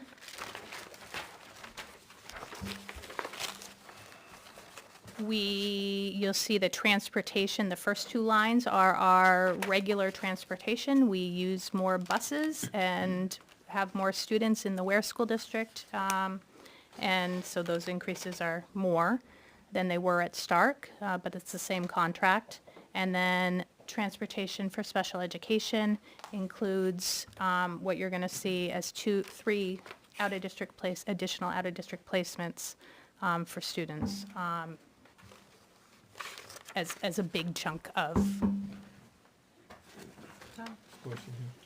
All right. So, I've been on the subcommittee for the town, and a bunch of folks have come up and said that there's like a traffic problem at the middle school. So we're paying this amount of money to bus kids. Is there any efforts being done to try to get the kids to actually take the buses instead of have these cars at the school? Yeah, that would, I mean, we can bus them. We drive by their stops. I'm just like, all these people coming up saying there's a ton of traffic, so just I'm like, we're paying for the buses, like, what can we do to get the kids to get on the buses, you know what I mean? So, I don't know. I just didn't know if you guys, like, started a campaign for busing or anything. Yeah, because they're not full. Or it could be family circumstances, nobody at home, so neighbors picking them up. All kinds of different situations that it could be that don't relate to people who just hop on a bus and find somebody at home when they get there, Question. Tom?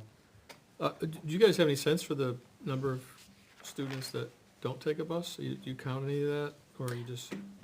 We did a survey last fall, we did a transportation survey. And it's actually, I think it's on our website, but okay. if not, I can send it to you. Yeah, if it's up there, I can find it. I have a follow-up to Tom's question. Did the survey have, or for the survey that you mentioned, did it ask why parents don't have their kids take the bus? Yeah, yeah, I'd actually be curious yeah. about that. No, to it know was, that. I will send it to you, but I'm fairly certain it's on our website. Okay, oh, thank you. Sometimes it's tricky to find. Could you just tell, what's the enrollment change for where? For where we are going from, I thought I had minus 73 in my head. 50 to 70 kids down, I think is what I remember. so we had 899 last year, and we have 832 this year. Yeah, 77. I'm sorry, the second one. 77? 67, oh, 67, yeah, I'm sorry. 67? Okay. 899 to 67. 832, was it 67? Yeah. Yeah. But transportation goes up when there's fewer students or special education? You know how big Ware is? Oh, yeah, Yeah. yeah. It all depends on the routes that you have to put together. It's the routes, it's not the number, it's not a per student, it's Doesn't, the doesn't go with the routes. enrollment. It's not an even, Right, I match. mean, at Stark, we don't have as many runs because not as many students ride the bus, right? As a lot of our juniors and seniors drive themselves, and so that overall cost is less. And so in that way, but we plan for that.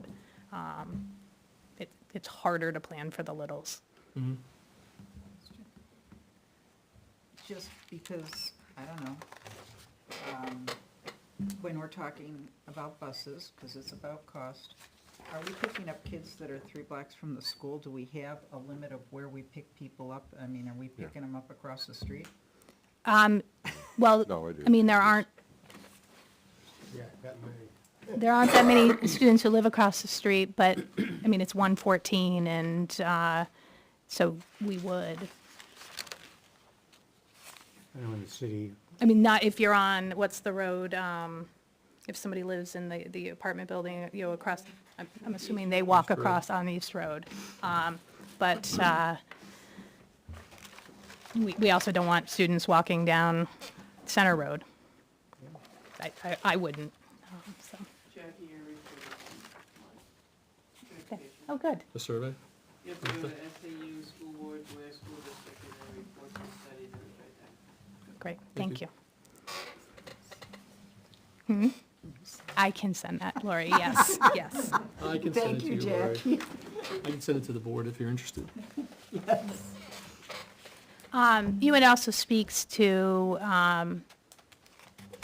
we actually have pressure for more bus stops and more pickups, not consolidated bus stops, and, and that we have to work through with people. Right. Okay. Oh, Just real quick, Yes. Dr. Coe, on that contract that you have for the buses, is it based on volume? Is it based on, because I see in the actuals in 22, 23 were far less than the budgeted. So is that, I mean, you have a contract, We do have a contract. what they charge you is based on the number of students they carry, or it's just each year, this is what it's gonna be in anticipation of how many routes we're gonna have, or how many students we're gonna carry? Why? I talked to earlier about how we did really well during COVID, and with our staffing overall. We have had Oh, we didn't have- times we didn't where have we. yeah, you had some days where they weren't, no school, right? I mean, it was remote learning or whatever, maybe? Well, we also had to consolidate some bus routes, which made it, Yeah. and so there have been times when we haven't had enough that- drivers, and they've consolidated, and we don't pay for a bus Okay, that, so that's an anomaly, okay. I don't anticipate that. Got it. Yeah, it's per run per day. Okay,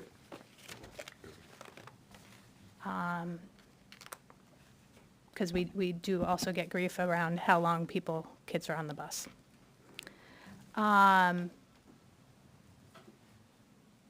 So where was I? I think 18. So the special education transportation I talked about, and then increases in property insurance. We had some decreases in the telephone, but you'll notice there's increases under data, which I actually think evens out just about, so that's just a shift. Our internet was within telephone. It's more accurately represented in the data communications line.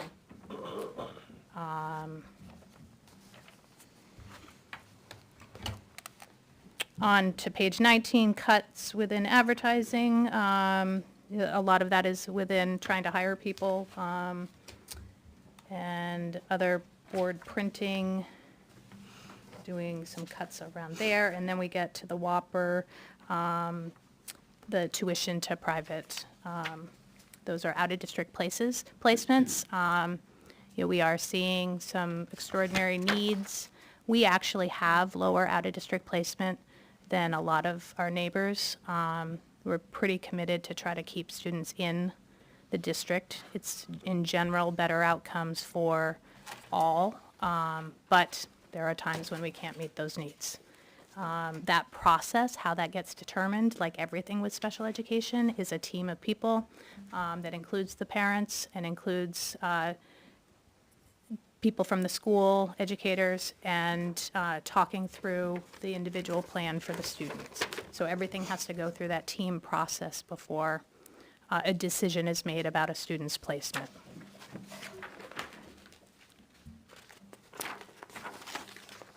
Page 20, I think the biggest thing here is the middle of the page.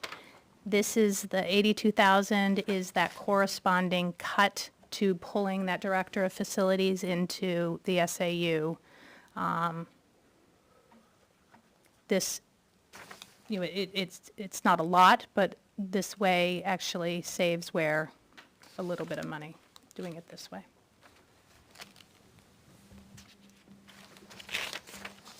Going into supply lines, we did the same thing with the supplies is Ware last year as we did in Stark. And so we're trying to consolidate those lines and look at usage.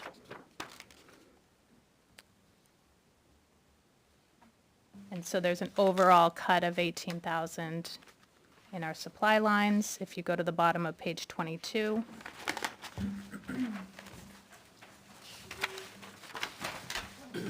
Also cuts within electricity at the top of page 23. And then you'll see a lot of zeros, and that's, as we go through page 23 and 24, that is the moving of those lines to consolidate them into the supply lines. The same is true for 25, with the exception of something like new musical instruments, keeping that is an actual equipment that we want it represented that way in the budget.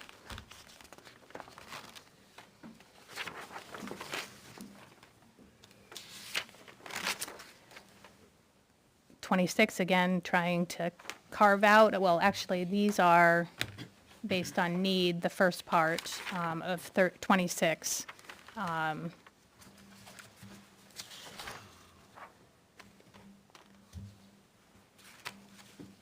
Equipment that we don't need for the most part. And then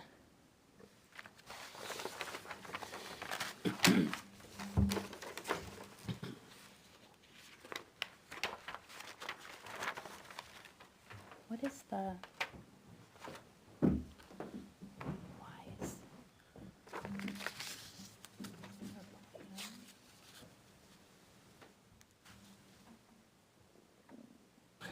something. Okay. Where are you and what do we need? At the bottom of page 26, we're trying, there's a cut of 12.5 to the general replacement equipment at Centerwoods. And the reason I'm pausing is we are trying to create a plan for Centerwoods that replaces a classroom set of furniture or 2 classroom set of furniture every year and have that be a flat.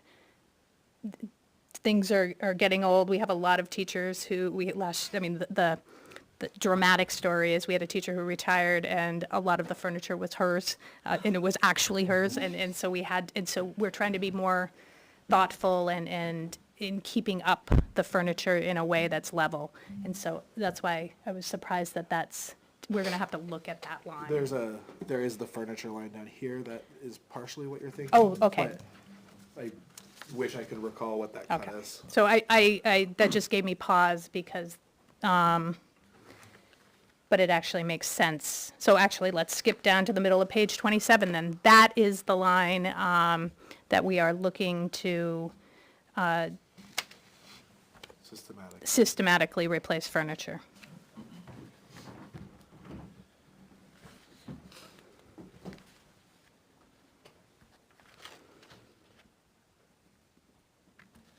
On that furniture, Yeah.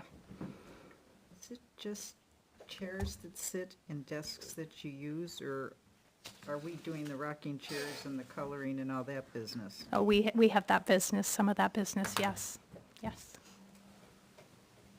We also have regular chairs, but there's a mix. I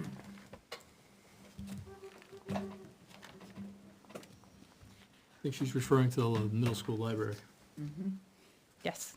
Well, and so we have desks balls that kids sit on at their desk, and yeah, we have flexible seating in some of our classrooms. Which is desirable. I also have a stand-up desk.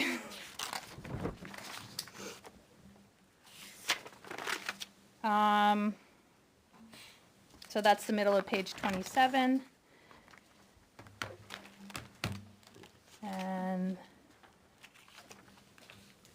it gets us to 28 and 29, which are the decreases in debt service, increase in principal.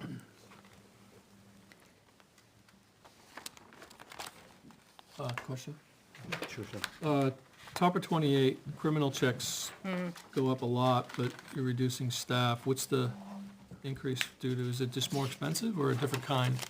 Well, we hire a lot of people, and everyone has to have a background check. And additionally, the process that our support staff, paraeducators, have to go through with the state they added a new fee for the support staff and it's like $100. That it is not fair for someone who makes 15 or 16 bucks an hour to pay $100 to come work for us. So that is that they have to do that background check to get the certification. So is it just more turnover, We have huge turnover, yeah. Okay. The substitutes get background checks too? Yes. They do? Volunteers get background checks. Everybody, okay. Question? Early on, page 1 and page 2, you had those two positions that were better to have hired rather than contract out. Did I miss it, where contracted services went down an amount above that? Contracted services, well, so these were primarily funded in the grant. Oh, And that's what I was talking about with Neil about Okay. opening up our grant. Do you remember, we used to share our grant across the SAU, the special education grant. okay. And now it's divided out by each district, which actually, we have less in Ware because of that.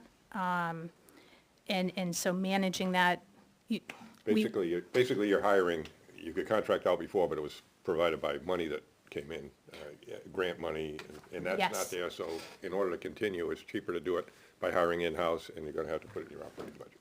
right. Okay. And we had actually had it in we had paid for the position out of the IDA grant, and we was able to hire a person, and actually, I think one of them we paid for out of ESSER. And so- Okay. I got To it. clarify, we made the switch in the IDA grant because that was what we were supposed to be doing all along. Okay. You have another one? I got another one, but if somebody else wants to, nobody else. Lori? Oh, okay.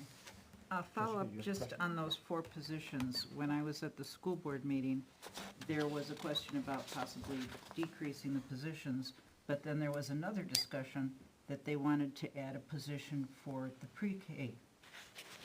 Is that still going on, and how does that affect these 4 positions, and where does that affect us in the budget? The 4 positions are straight cuts. And so we will go from 85.5 positions to 81.5 positions.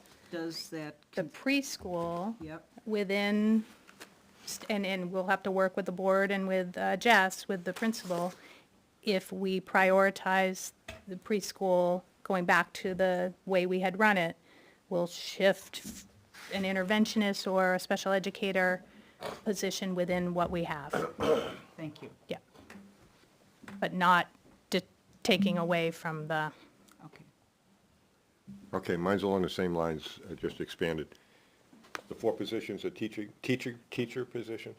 yes, not necessarily, so, you know, we had a good discussion at the board meeting, and, you know, I think I emailed Neil this afternoon, you know, there was some reticence to increase class size, and so we're gonna, I can't say we're cutting this position, this position, this position, but I can say there are 4 positions within the teaching Yeah. staff. Yeah, you're hitting on where I'm going to.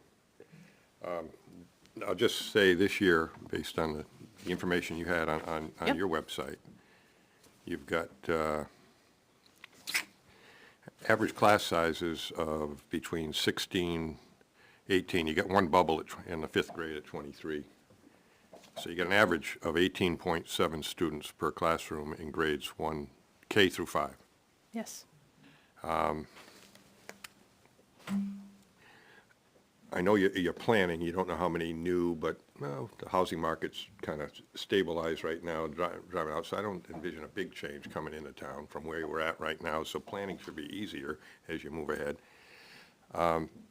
This year, like I said, 18.7, 28 classes or segments or sessions. This year alone, though, if you had cut a classroom in K1 and 4, for example, you would have had 21 in kindergarten, 21 and a half. You would have had 21 in the classroom in the 1st grade instead of 16.8. And even in the 4th grade, you would have had, I have it as 22.7 instead of 18.2. You would have had, you could have had 23 classrooms with an average of 20.9 kids in a class. Back in 2017, you had 22 kids in a classroom. Yes. When we plan ahead, are we trying consciously to keep the number of kids in a classroom under 20 at a higher cost to the taxpayers? Or are we looking at it saying 21, 22, it was good in 2017, why isn't it good today? I mean, the conversation at the board level on Tuesday, they were more comfortable around the 20. Okay, if you're more comfortable around the 20 or whatever, but I'm just saying that you got, the next thing we're going to talk about is a contract. Yep. Contract is very important this year, but are we also looking at saying, if we want the contract, maybe we want to make sure that we're cutting down the number of classrooms because people are money. Every classroom's about 100,000. You go from what you actually did this year to what you possibly could have by cutting three classes. That's $300,000. And as we look towards next year, are we doing the same thing? I just keep pushing that. And if you say, hey, it's a better educational outcome, we're trying to keep it under 20, a lot of school districts do that, just say it. But I think that on balance, the taxpayers are looking for balance. I just have a philosophical comment. Go ahead. Well, it depends on the grade level, 20 kids in kindergarten are not the same as 20 kids in 4th grade. Right. I mean, I could see the emphasis on keeping the numbers lower as the grades are lower. and maybe increasing them as the grades, because the very independence of the child changes as they grow. Then we reach a cutoff point when we get old and we become dependent again, but, go ahead. But I also look at it philosophically now. Yeah, okay. I think our test scores were better in 2017 when we had more kids in the classroom. So, I don't know. I don't know if that is a direct, go ahead. Tom, Yeah, go ahead. Is there, we get too many, did you want to? Yes, this leads into a very important discussion. We're spending $18 million a year in Ware, roughly the same amount in Stark. Could you tell us what we're getting for our money in terms of educating students? Specifically, how do the test scores in Stark compare with the state average? How do the test scores in Ware Elementary and Ware Middle School compare with state averages?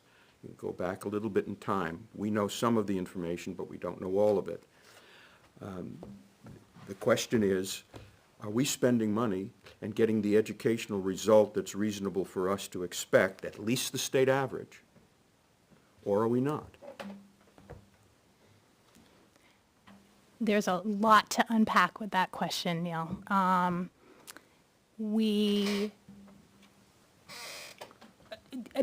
I think many of you were when we presented academic data, the outcome data at the last board meetings. And they aren't, our scores are not where we want them to be, absolutely. Could you And give us so- just a general idea of where they are, how far below the state average, and for how long it's been the case? I did not prepare that, but in where we are significantly below. I think I linked that for you. did. But, and so, if you're looking at, for me to say that we're below the state average, we are. That is not the case for everything in John Stark. I think our literacy scores are near the average. And math is below. Math is below. Yep. In Stark, do we have the state imprimatur of failing school, the way we do in Ware Center? And it's not failing school, but it is a targeted support, which is because of our special education.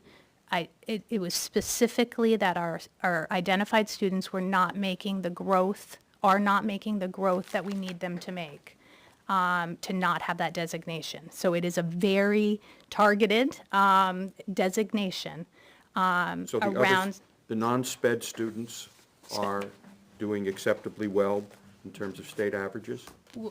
Acceptable is a loaded word. No. And They're we've- below the state average. Yes.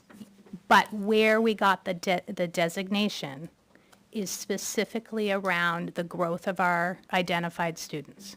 So that we have to, in order to get rid of that designation, we have to make sure those students see the growth that we need them to see. Will that mean that this other students will get less services than they otherwise would? One of the things Natasha talked about is to improve student outcomes, there's a number of, there's lots of things that go into that mix.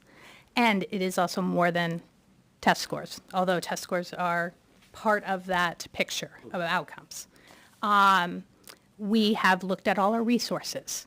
We leverage ESSER funds to buy some really quality resources for both math and for literacy. We are engaging in a lot of training with our teachers.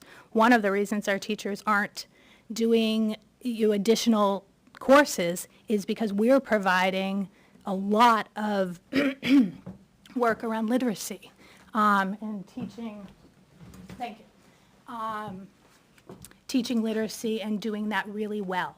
And so pretty intensive training, and we've had lots and lots of folks go through that training. Same is true with math. We're looking at how we do math. So how we teach and the resources we use are one part of how we improve student outcome. Climate and culture is another, and both that's adult and student. We need to make sure that Take your time.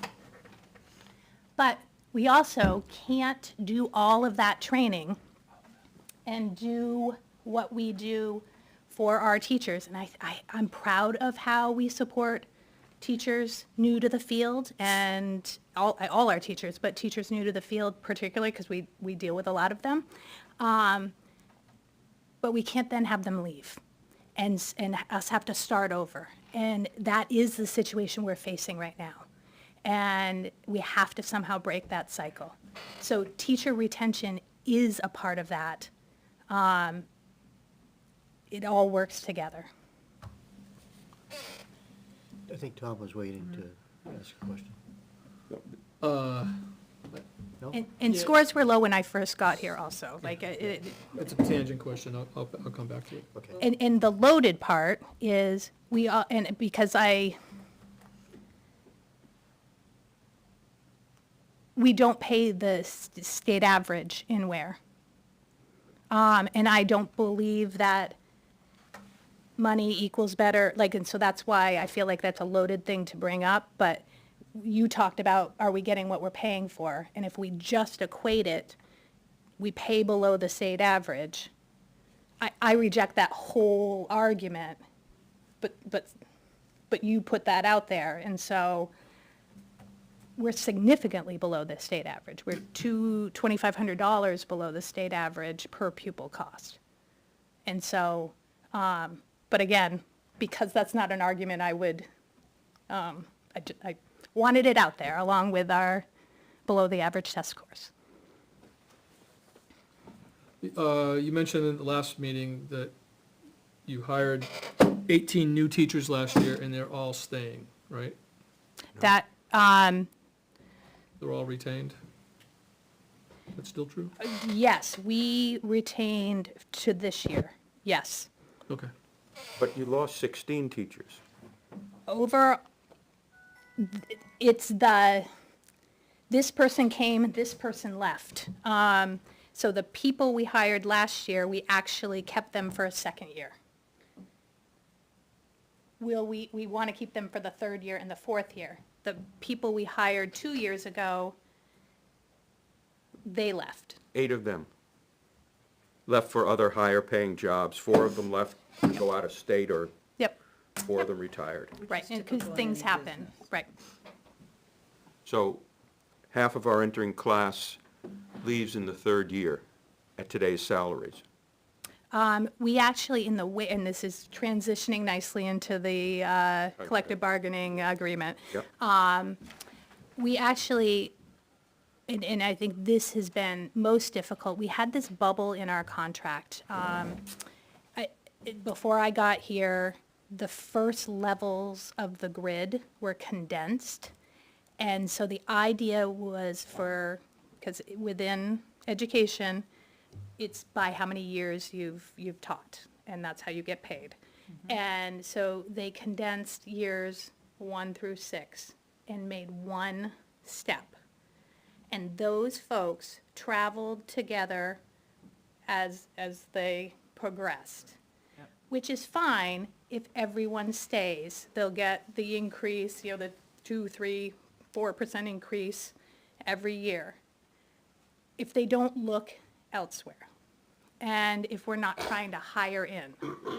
So now those folks in that bubble is in year 8, 9, 10, 11, 12, and they can make, and I included that in the spreadsheet, they can make $20,000 more elsewhere. And then we can't hire people with experience or even, without experience. And so that's the problem we're facing. And so expanding that budget, the bubble, so that step 8 makes, step 9 makes more than step 8, makes more than step 7, is part of what we did in this negotiation. What did you do with the people who are off the grid? Their increases are, 3.5% or something. yeah, the increases are significant across the board. So I included a little grid and I broke it down. So we actually aren't as much off at steps 1 through 5, which is part of why we can hire those new to the field. And so those increases, the first year increase is about 10%. And then our people who have been with us for 30-plus years, that's a 3.5% increase. It's the in-between, so 6 to 10 years, it's a 15%, and 11 to 30, it's 25%. What, And it's still, if you look at our grid, and I think I included it in there, I took all of our neighbors, and, I didn't include, somebody went to Hanover and made a gazillion more, but no, that's an anomaly. But I looked at the different places on the grid where and how we compare. So even with this new contract, we're not, this is not a luxurious contract. It's a big price tag, but it puts us right around where Goffstown is, and Goffstown is a pretty practical middle. where Goffstown is today, or Goffstown will be in 24, 25? Looking, and I show you the comparison for both. And so a lot of the districts I compared, including Goffstown, had already negotiated, I know what next year's is. Their So income levels are much higher than Ware, vastly. No. And I've actually run the towns and the income levels and how they're running. So when we talk about that, we need to think about it, but I don't know if we want to discuss the contract here unless you're bringing the contract forward tonight. the contract, Absolutely. we have details about it. It's a support I understand staff about one. teachers. I have a niece that is a teacher. She's a special ed teacher, and she's special ed in California. And she works with special ed children. She takes a lesser salary, but she loves what she does. What I'm concerned about with these contracts, they have a guaranteed increase every year. The taxpayers do not. We are in a recession. Building is down by 60%. We are in a recession. We have a town that needs things. And at the end of the day, if we bankrupt some of our taxpayers, they either have to move out of this town, do with less. The taxpayers, if they have to tighten their belts, the schools need to decrease their needs too. You cannot demand more out of people who have nothing unless you're willing to tighten your belts too. And that's my big concern. And I totally understand. It did not make sense to bring forward a contract that was, a $400,000 overall increase that would do nothing to help us to keep people, to hire people, to do any of the things that we need to do to improve student outcomes. And so a half measure at this point doesn't work. And so I am sympathetic, and I understand, and this was risky to put this forward. 8.2% increase? And it's $900,000. That's a huge. It is huge. Huge. So we either cut a lot in the town, and we tell a lot of people to suck it up for a group of people, or we all need to play ball and start working together. I mean, it is obviously up to the town what you decide. My obligation and what the board negotiated was a contract. I think the contract we need, and it's not. We're not paying what Concord or Hillsborough or any of the other districts. We shouldn't. We're not Concord or Hillsborough. Well, we're just, But we do compete with their neighbors. getting a little off track, I think, as far as focusing on the details of the budget. Yep. And if you have details of the proposed contract, we probably should move on to that. And so I think those are the details. It's, there's a link to the language of the contract within what I shared, but the language is minor. There's not really anything substantial that happened with that. We updated like our military leave on advice of counsel, and it's things like that. And so it is salary.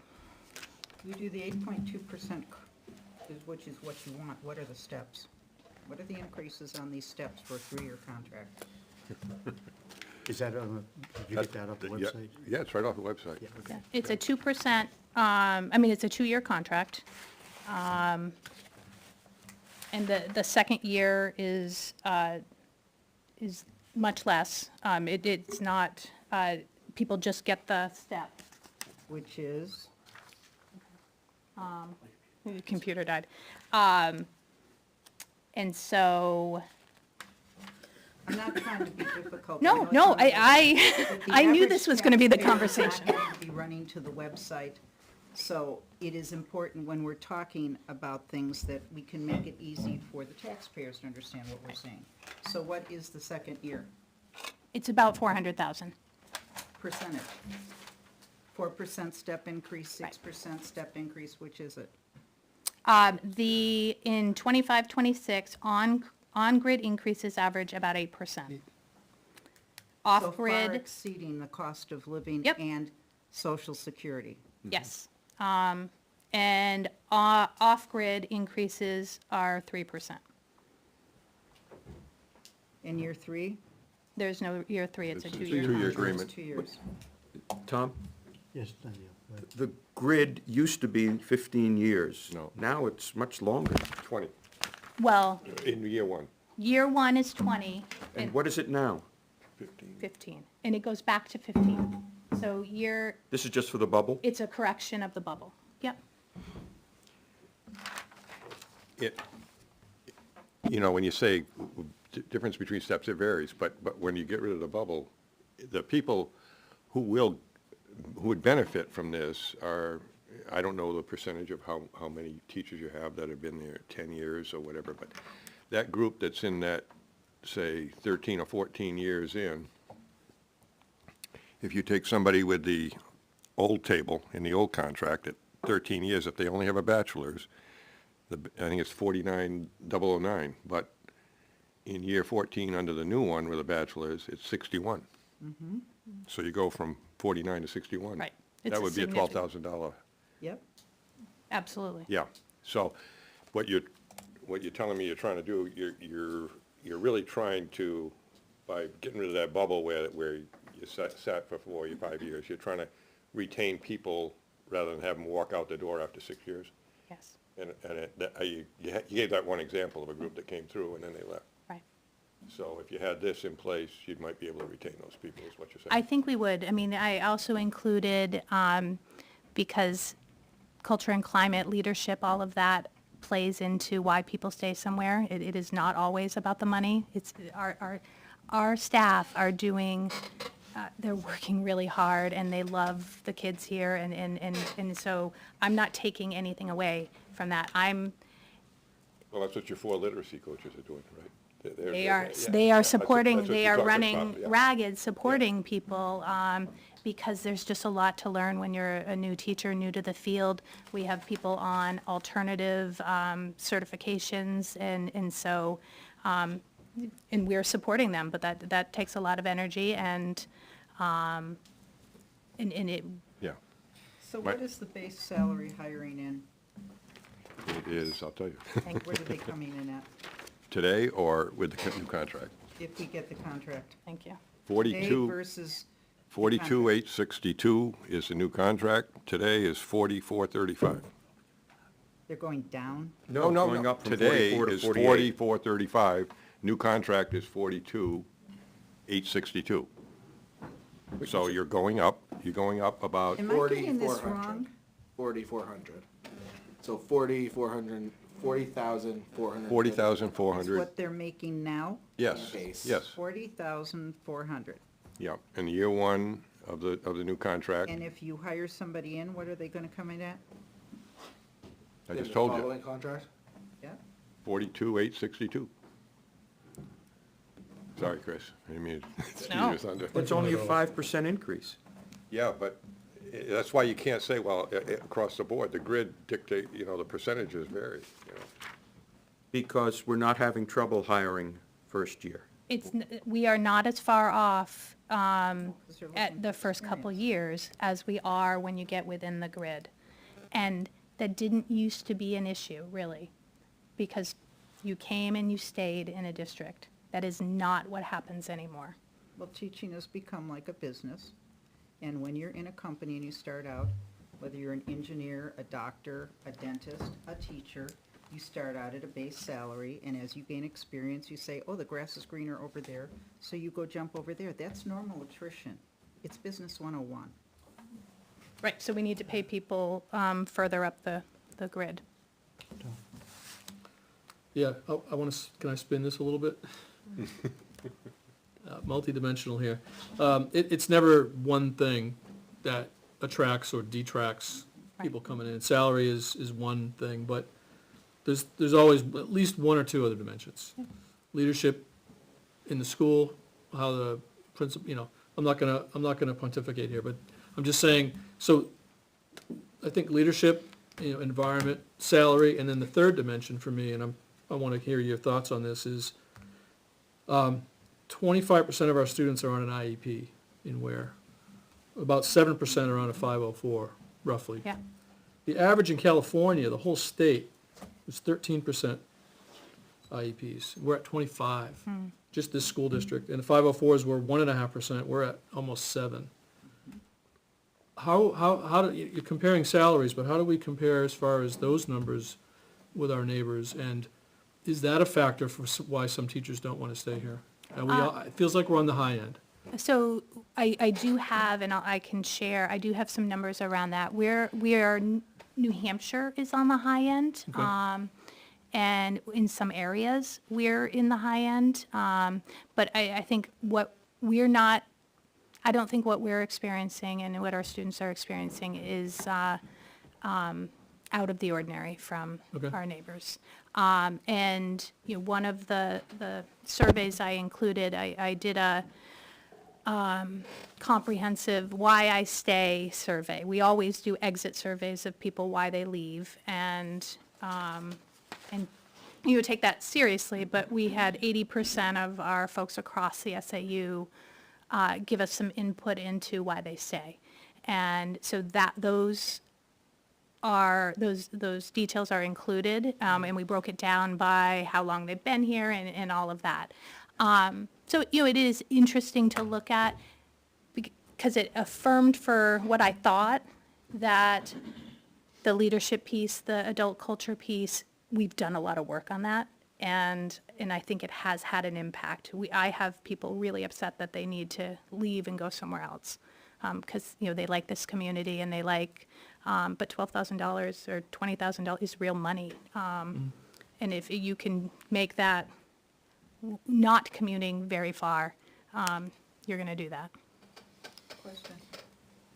This package also handles the medical benefits. We have very good medical benefits. They want more salary, are they willing to cut on the medical benefits? Because companies across the board are decreasing their health insurance because it is skyrocketing. And if people want more money, they have to cut somewhere. Are the teachers willing to do that? So the contract is negotiated, and that was not part of the negotiation. So it's staying the same. But when you look at a whole package, we do have very generous health insurance. It is comparable to our neighbors. But you look within a field. We're hiring you look within a field. You know if you're going to be a teacher, you're not going to make $1 million. That is part of but you do know you're going to be part of a retirement system. You do know that you are going to have good health insurance. And so that's part of the package of being a teacher. I would, I just want to make a comment. Laura, you mentioned earlier about Goffstown has higher salaries. I don't think that matters to me, but Goffstown does have a different tax base, and I think comparing to our neighbors is good, but I think we ought to compare what our tax base is to neighbors as well, kind of. That's what I meant, It's another when they dim- had higher salaries. Okay, I Tax just wanted to base. clarify what I Yeah, thought. their tax base is much Yeah. higher than ours. Yeah, we have a different profile of our tax, of who pays the taxes in this town. So Jessica was, So it sounds like, at least theoretically, you think that higher salary will help with turnover to some extent. I'm not completely convinced that's the case. I think there's a lot of factors that go into people moving, people are more mobile, there's lots of reasons people move and, like Lori said, go from job to job and, sometimes think the grass is greener elsewhere, whether it is or not. So I'm not totally convinced that that's gonna solve your problem. It might help a little bit, but I don't think it's gonna solve the problem. So my question is, are you looking at other strategies to help, whether it's help onboard new people, because there's gonna be turnover? Are you looking at helping get those people up to speed? Are you looking at other strategies to, to mitigate the impacts of that, or other strategies to help either retain, other strategies to help get people onboarded and up to speed more quickly and help them get that experience that they need? Because I don't think it's gonna solve the problem overall. And we have done a lot of work in exactly those areas, and I think you'll see from that teacher retention survey that people feel like we are a really supportive, and I have my neighbor colleagues all around thank me for the great job we've done training the teachers they go on to hire, and they go finish out their career in our neighboring districts, because we do a good job with that. All the time. Okay, part of this is a discussion that this team will have when we decide to make recommendations, so it probably can move on at this point, unless there's a specific question about the contract itself. Well, Yes, yeah. the contract represents what percentage increase as far as the taxpayers are concerned? And your proposed budget represents what kind of an increase, percentage increase as far as taxpayers are concerned? The proposed budget represents a 1.25% increase. That's on page 29. Okay? And the. I have First that. year of the contract is, what, 939? Yep, Maybe 8.2%. I had that somewhere, I apologize. What is that? 4.8, 4.9%? Am I right there? 4.88, so 4.9% would be the first year of the contract. Basically. 4.9% of what's the base? It's Of- 939 over what? 18,478?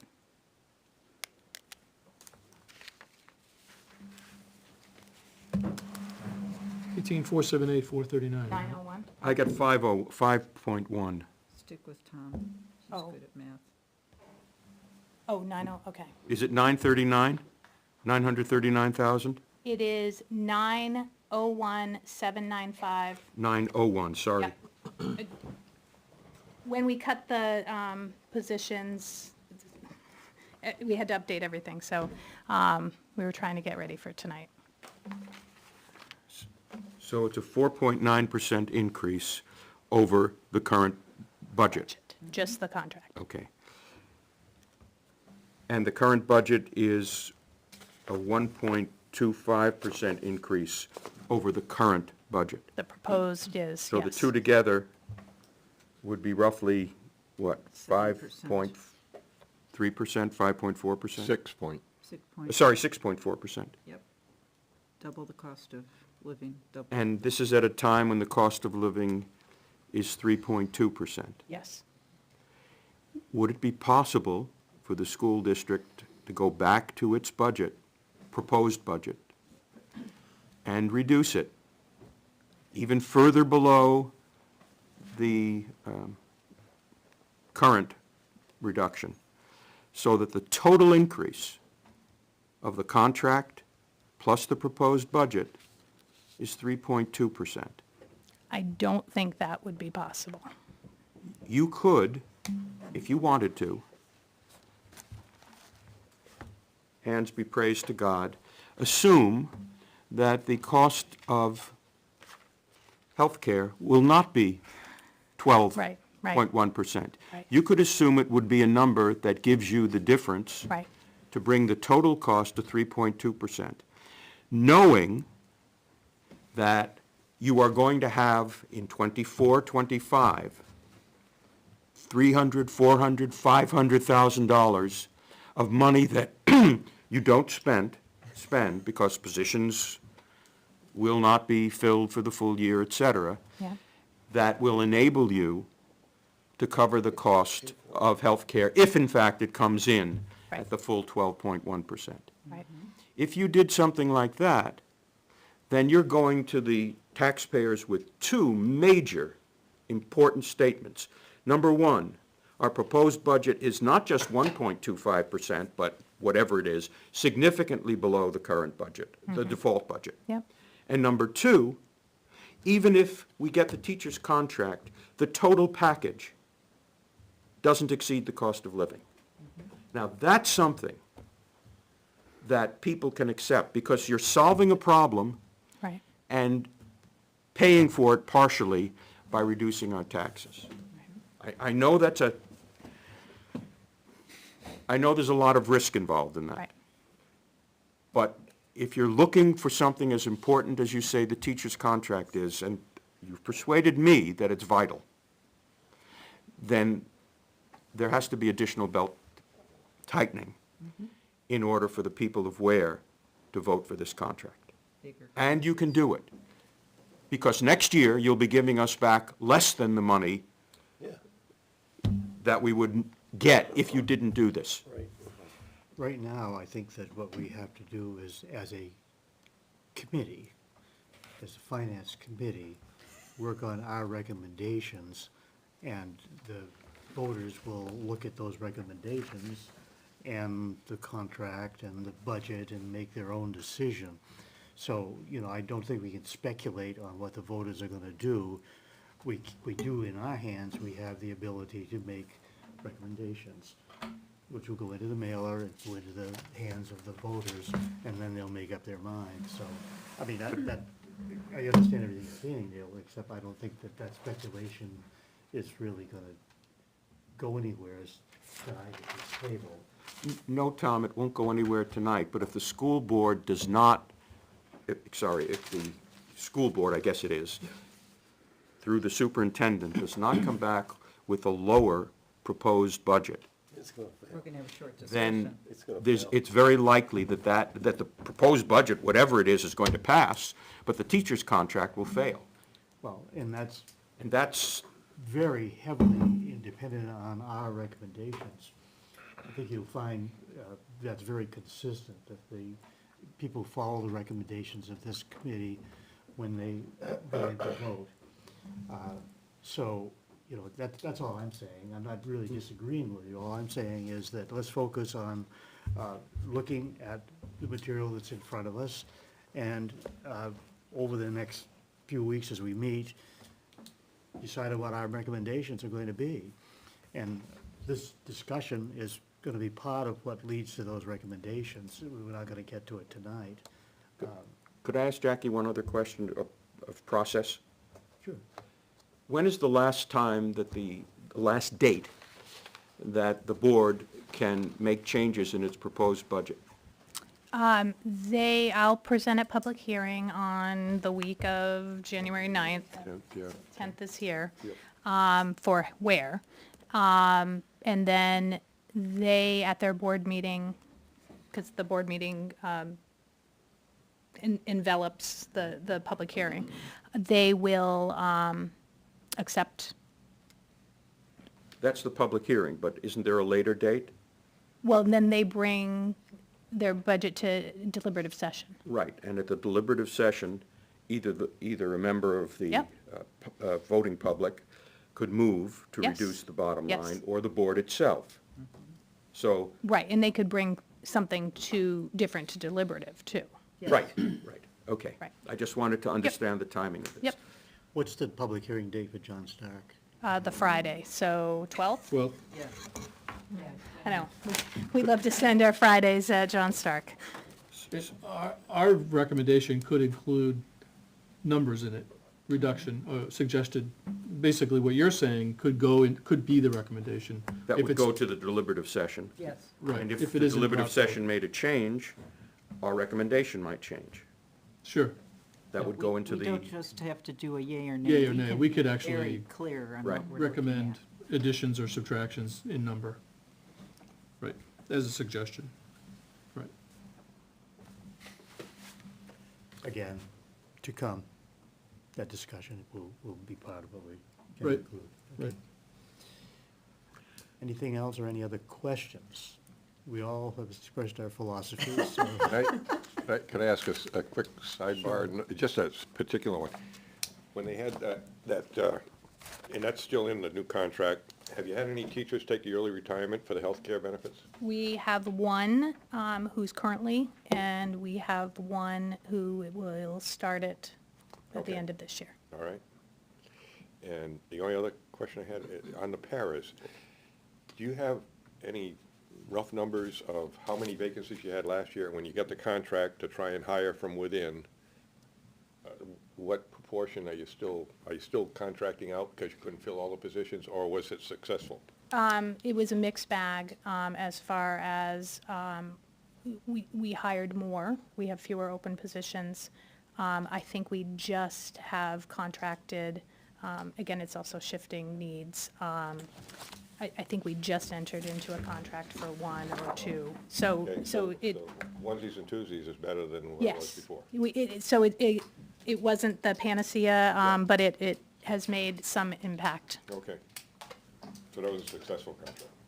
Sure. may I thank Jackie for her presentation, which was helpful, pointed, responsive. Thank you. Thank you. Thank you for your questions. I anticipate, am I coming back? Probably. You can anticipate. year after year, we hope. What's that? You do owe us some information, some of us. some Yes, information yes, anyway, yes. so- Yeah, we haven't set up a schedule, except we know we're gonna meet on the 3rd of January, and then beyond that, we gotta set up a schedule for, and After we'll that. get back through to everybody when we want you to return for more. You will not see us next week. Good, good. I mean, no offense, no offense. A week off. Thank you, thank you. At least You the too. weekend. Thank you. Merry Christmas, guys. Yes.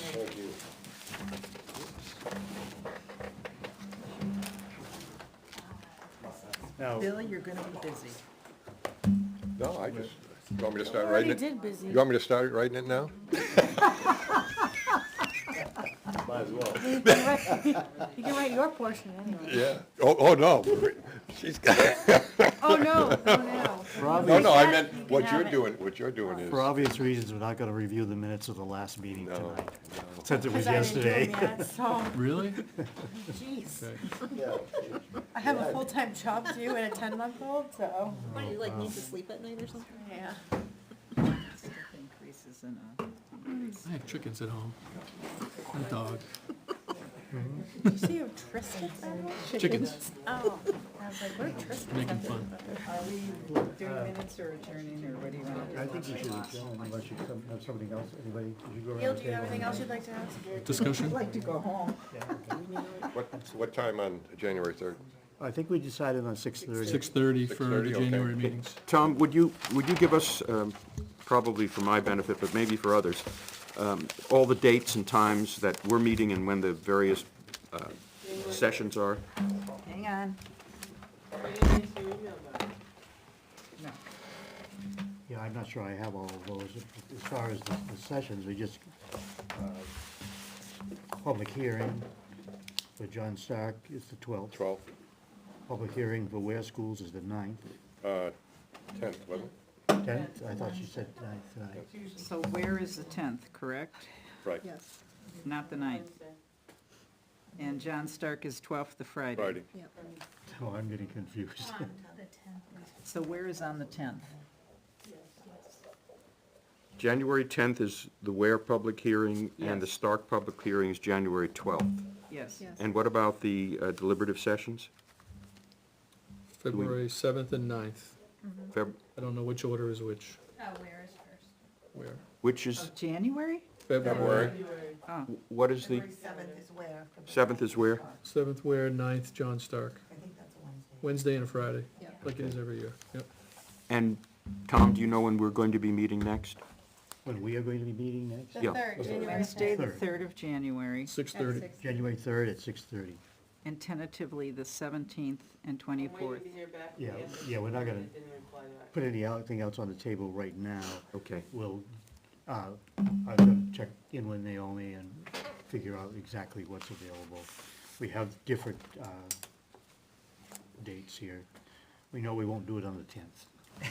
Don't make any plans on Wednesdays in January. Yeah, Probably that's not. probably a better idea. I'm just waiting to hear back from the ethics committee. Aren't you on the ethics committee? He didn't answer the Well, yes, but I don't know, the chair hasn't notified us that we're going to be meeting on a particular day. Oh, Well, rest up, folks. that was fun. Let's do this again.